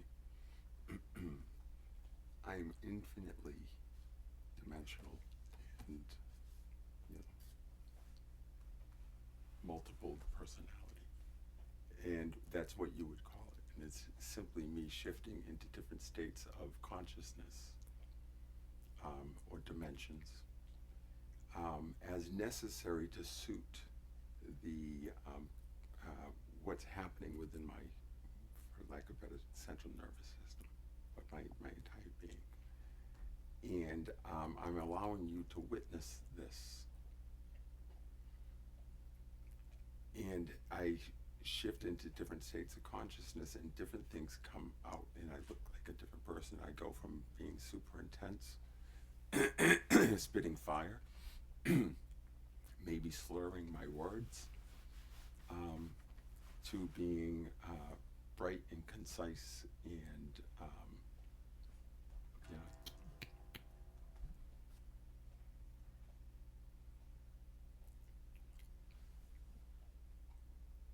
I am fully coherent within and between all of those states. Now, if you said, do you remember what you were saying in the whole thing? No, not the details. I don't need that. Anything that was said is available to me, not just because I'm recording it.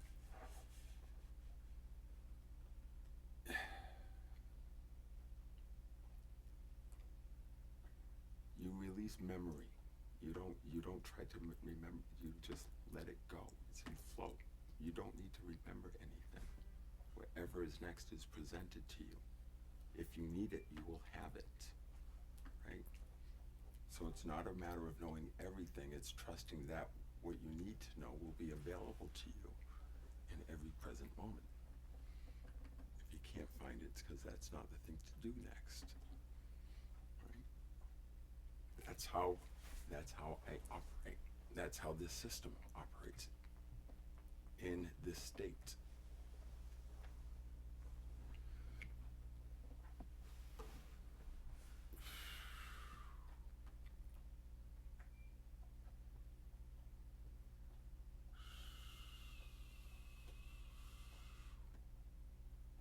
So just reflecting on that, yeah, I've got some. I've done some real deep dives into psychological pathologies, um,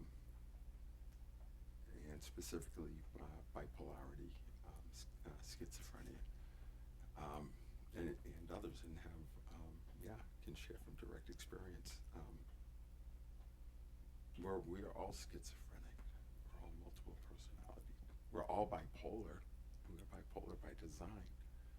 We're binary creatures, and our brains operate exactly like a computer does. Everything is created in mimicry. We build ourselves out there so we can see ourselves. And everything you look at is reflecting you. You're the same patterns. You're made up of the same stuff. The tree is there. All of the tree is right there. We evolved from that. You tune in deeply, you can feel the tree. You feel just tree. I am tree. And then I start from tree. Then I'm out in the forest, and all I see are people. And then look at that funny one. He's got his head in the ground, his legs are sticking out of the air, and they're laughing. Now these trees are making me laugh. Crazy Jake, right?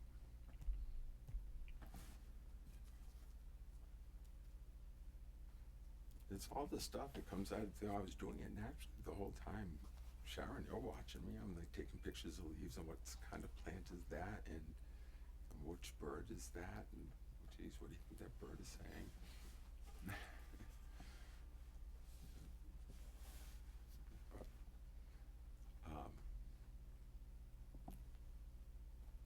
Yeah, it's just funny, but that's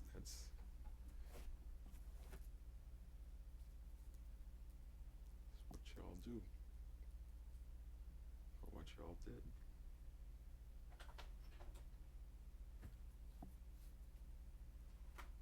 Mm-hmm.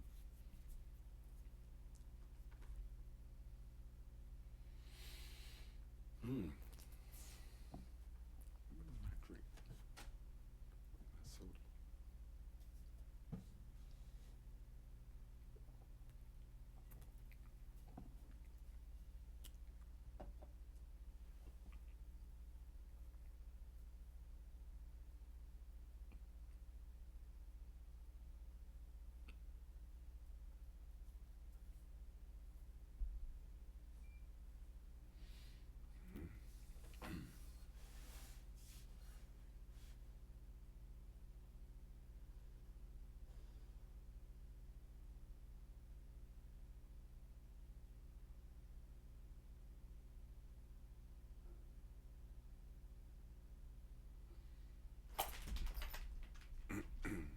Go quiet her down, Franklin. See what she's telling us about.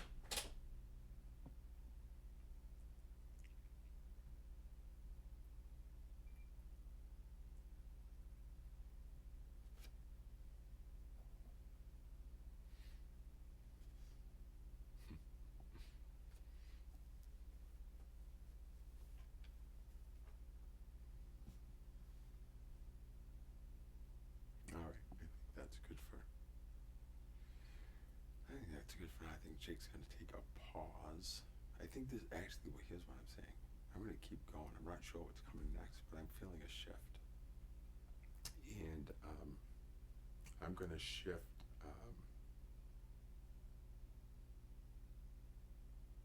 I'm going to shift into a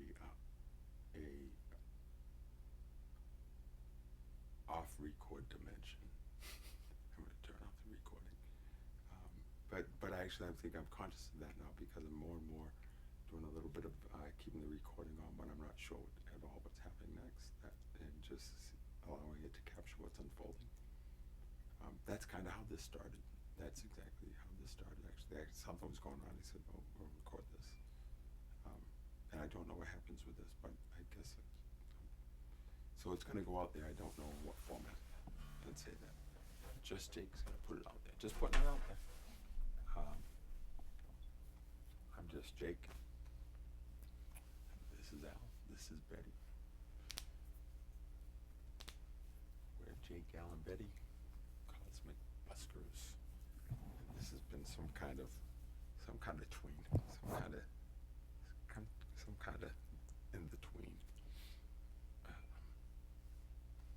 this actually, the beginning of this with the lighting especially, isn't that a beautiful painting? Let's show you how that's felt very much like a, yeah, very naked, very transparent. That was some wild shit early in that, huh? Wow. It's like I want to go back and watch it. I don't know if I'll have time. I don't know if I'll have time. Yeah. No one's gonna. No, I can't. No one's gonna have the whole puzzle. No one's gonna have the whole story. There's like, it's just like a huge mine. Stop mining it for tokens or something. You know, someone will probably do that. Create a crypto around it. Maybe that's what we'll do. Create a crypto around the, who knows how to do that? Who's smart? Who's smart? This is what Jake does. Jake does, well, we'll see. Okay, I'll talk to Megis about it tomorrow. All right, we can talk to Megis about whether we might be able to create some kind of crypto.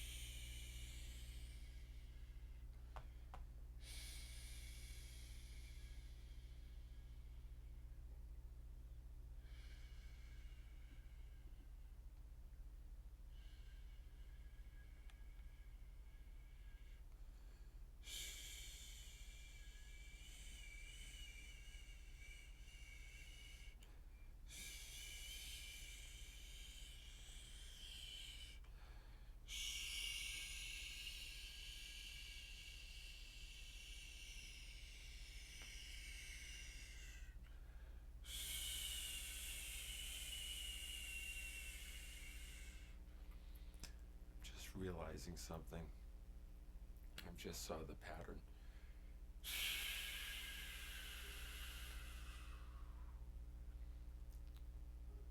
This is what I'm experiencing in these go lives is a deep, if you consider that what I have is a disability, right? What I have is a disability. How does it manifest? You're witnessing how it manifests. What within my, like, it manifests as having to live life a certain way because of the way my system is behaves. Right? Simply the way my system, and I've had to adapt to the way my system behaves, and this is part of it. This is what, for lack of a better term, would be called an attack, right? Or a seizure, right? This is a seizure. I'd call it a creatic seizure. And these seizures come in waves, and there are cycles and seasons to them.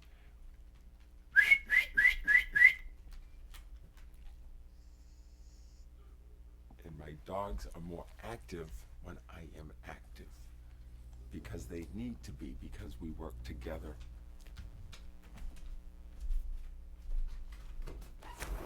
Nala, come.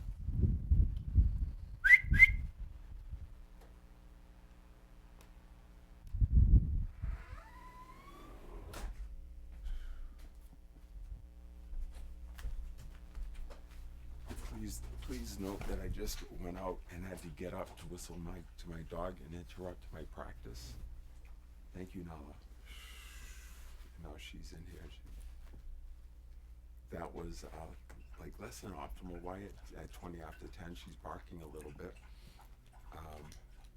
Not to let everybody know, oh, John Jake is having a seizure. No.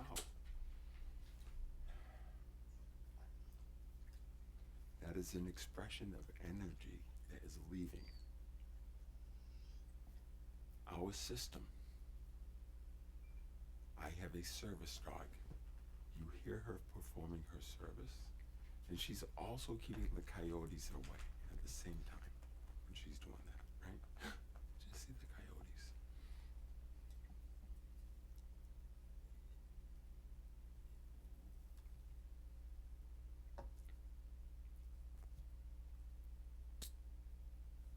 I do not try to avoid these seizures, right? Or these creas, because they are magical and mystical. And they're just what happens. And they're part of my evolution of form. It is how my body works the dissonance out of it that has built up years over years of putting aside parts of myself, not being me because others weren't comfortable with me, because they held me responsible for their experience of me. So my full expression not being allowed. If I express myself in a way to most specifically the feminine figure in my life, that feminine intimate connection upon which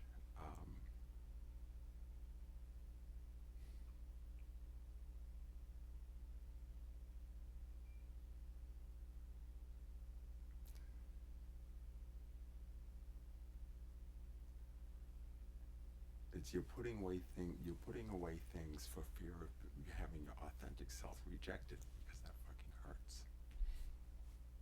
It hurts, yeah. It hurts everybody. That's the wound. That's the wound.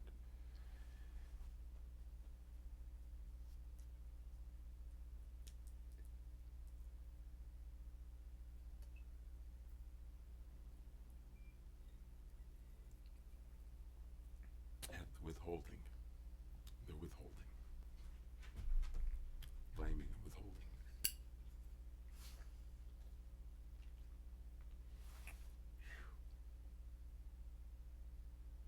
I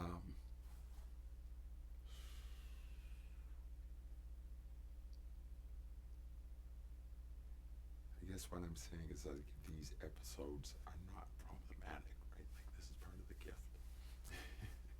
Because, who knows what flows through. We drop, deeper and deeper into states of flow. And this is just kind of the unfolding, right? This is not, we're not witnessing a steady state. Like this is not Jake's life from here on. We're going to see what Jake's life is going to be. I don't know what the cycles are. I really don't. This is going to be, I'm curious. I'm going to start, I know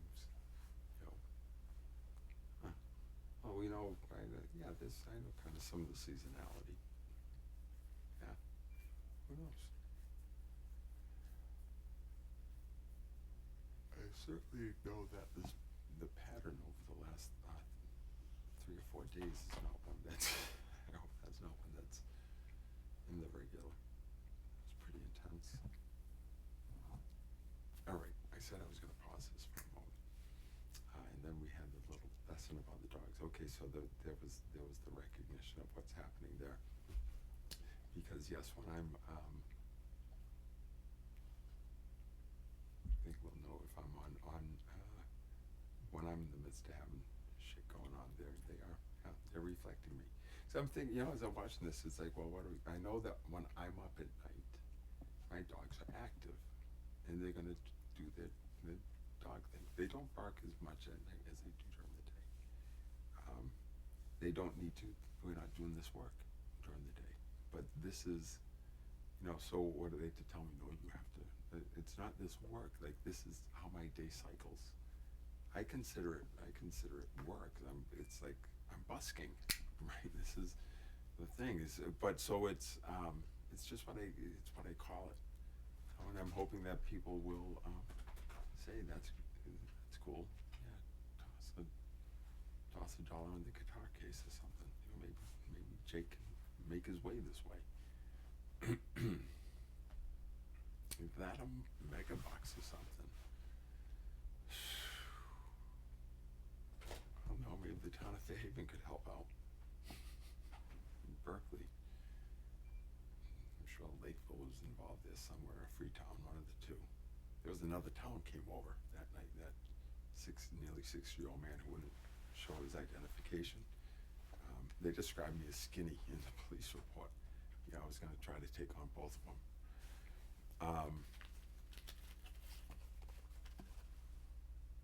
Yeah, they call like another town came in to support. Jesus. It's exciting shit for them, I'm sure. It was like right out of Alice's Restaurant, except, but this story's gonna be a lot fucking longer even than that. Chuck Fontaine, you aren't gonna be able to repeat this one.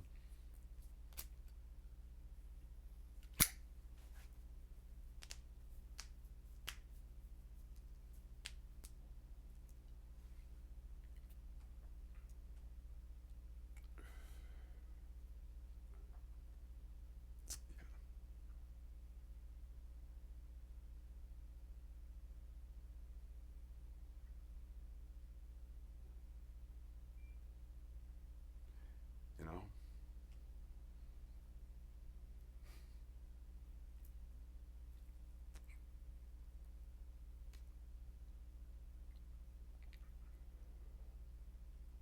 And no, I can't keep the dogs inside. No, it just builds up in here and will fucking shatter the glass.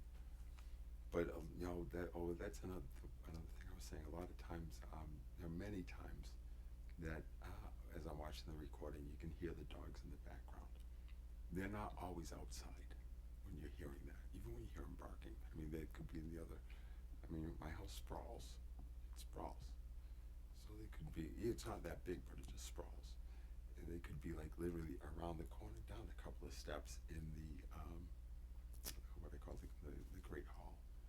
And that's 2 stories wide open, and so it might sound like it's coming through the walls from outside. They're wrestling. They're wrestling back there. So get the fuck out of here. So they go to like the playroom, destroy that place. That's what I blame it on. So, if the town wants to determine that the dogs are causing a disturbance legitimately, then yeah, come on down. Let's sponsor a study. Let's get a full-blown study. We'll analyze what else is going on and what's the cause of Rui's disturbance. Let's do it. Let's get on it. So stop knocking on my door. Let's figure out, because I dispute that. It's my dogs that are causing Rui's disturbance. I think we should do a study. I've got my own theories. You might consider some of these here. That Rui's disturbance is coming from within. But if the town would like to sponsor a study, along with sending me a whole lot of fucking money, in the meantime, how about they, you know what, if you really want to do the study, you figure out who you want to do it. You give me all the money you're going to have to give me, and I'll sponsor it. Well, Family Healing Trust will sponsor it. We'd be happy to sponsor that. We'll figure out the cause of everyone's disturbances. How about that? That sounds like a really cheeky idea.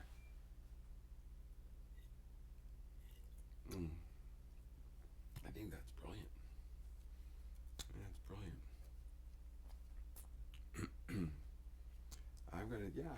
Town of Fairhaven, I agree. There is a disturbance. As a result of that disturbance, I've been getting a lot of knocks on my door very late at night. And I think we should get to the bottom of this. You guys have been sitting nice and quietly at night at your dispatch office, just chilling out, listening to Sirius radio or something, and your phone rings. That's an inconvenience. you know where that disturbance came from. There's a good place to start.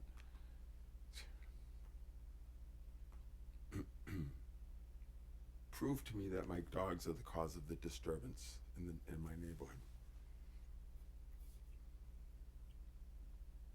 I have a very clear idea who's like, I'm disturbed by what he's doing. It's disturbing me. See how much I've been talking about it? Do you see how disturbed I am by this? This is a measure of the pain and suffering. Ouch. This is it. Make no mistake. Yeah.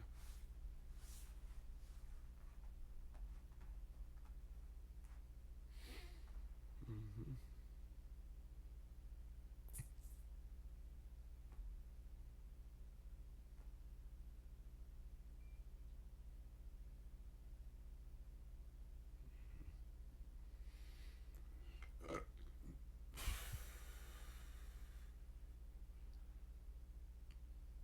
I think it's time to start telling some people to take a look at this. I think it's time to open the doors. Or to tell people the doors are open. I think it's time to announce that the doors are open. To, at the very least, to a select group that I'm holding dearly. Not to Sharon. It's not going to Sharon. No. None of this. I am not communicating. This is all for me. Even if he says it that way, it's just no. It's getting it off the chest. None of this. Nope.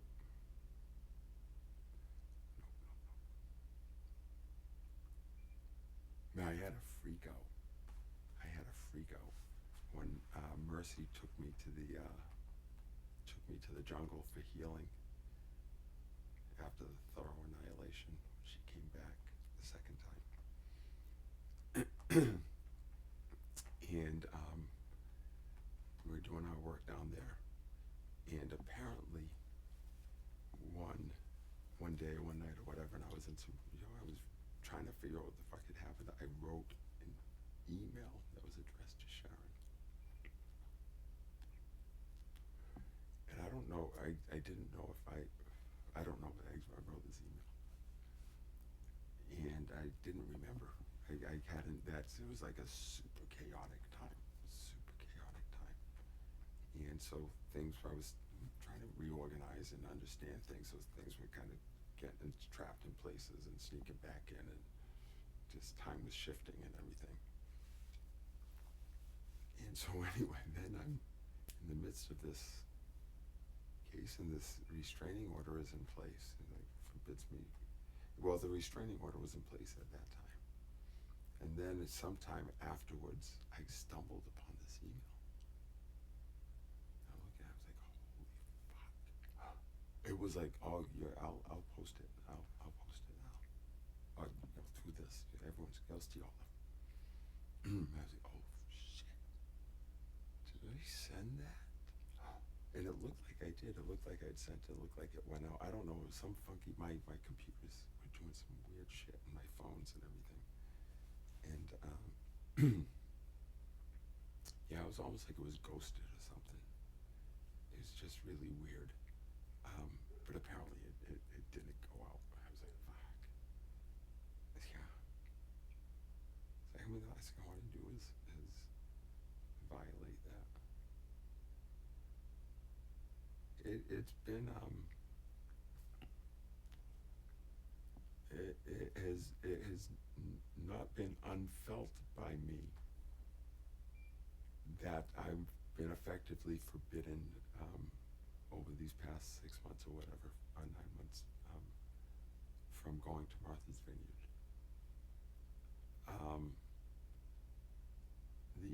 The inequity of it, the casualness of it by the institutions, by the system, because the district attorney knows very well that what this came down to. You know, this is the other piece. Sheriff, why were you so insistent on pushing the case that I had harassed you? Like, so this was the thing. I thought maybe she had like this psychotic break or something, and like this discreet thing on this one time, and then maybe said, "Holy fuck, what did I do?" I kept waiting for her to say, "I know that didn't really happen," and withdraw it. I really was. The dogs are barking more because I'm getting the more is flowing through because I had forgotten about this, or this hadn't come back. I hadn't forgotten about it. This is all it's all written down. Gotcha. Thank you. Thank you. So I'm hearing from my attorney that according to the district attorney, she is both not a good witness, but deeply involved and insistent.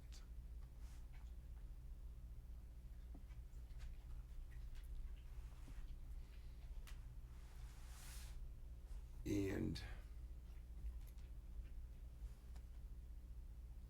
like calling them like what's the status, and I at for a time reaching out to my sister wondering like this was the thing, like she had something riding on whether the hospital was going to say I was loony. Why were you so insistent on me being fucking crazy? What was in it for you? What did that prove to you? Why was there an either or? Couldn't I have mine and you have yours too?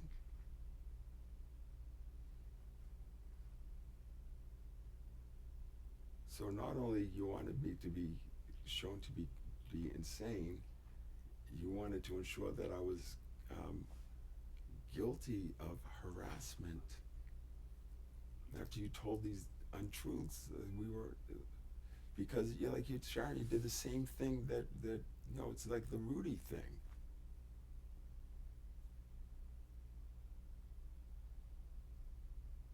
Oh, did we pause? Oh, we had a little. Wonder what happened there. The video froze here. Make sure that it's like the Rudy thing. Same exact thing. You just like why couldn't you just talk to me? Be real with me. What's going on? What aren't you telling me? What weren't you telling me? What didn't you want people to think? Why did you need people to think these things of me? What story was that supporting? Why are you so insistent on that story? You didn't do anything wrong.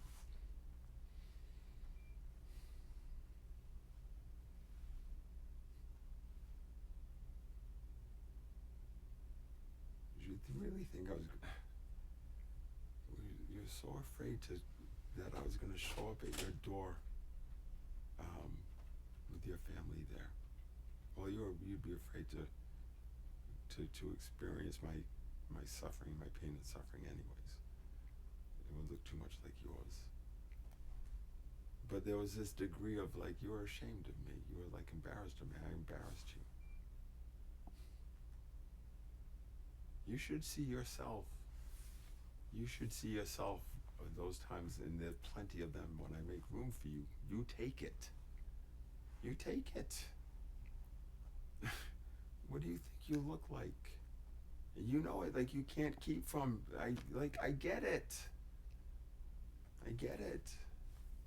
I see that in you. Let's talk about it together. Maybe we can learn something about ourselves and each other.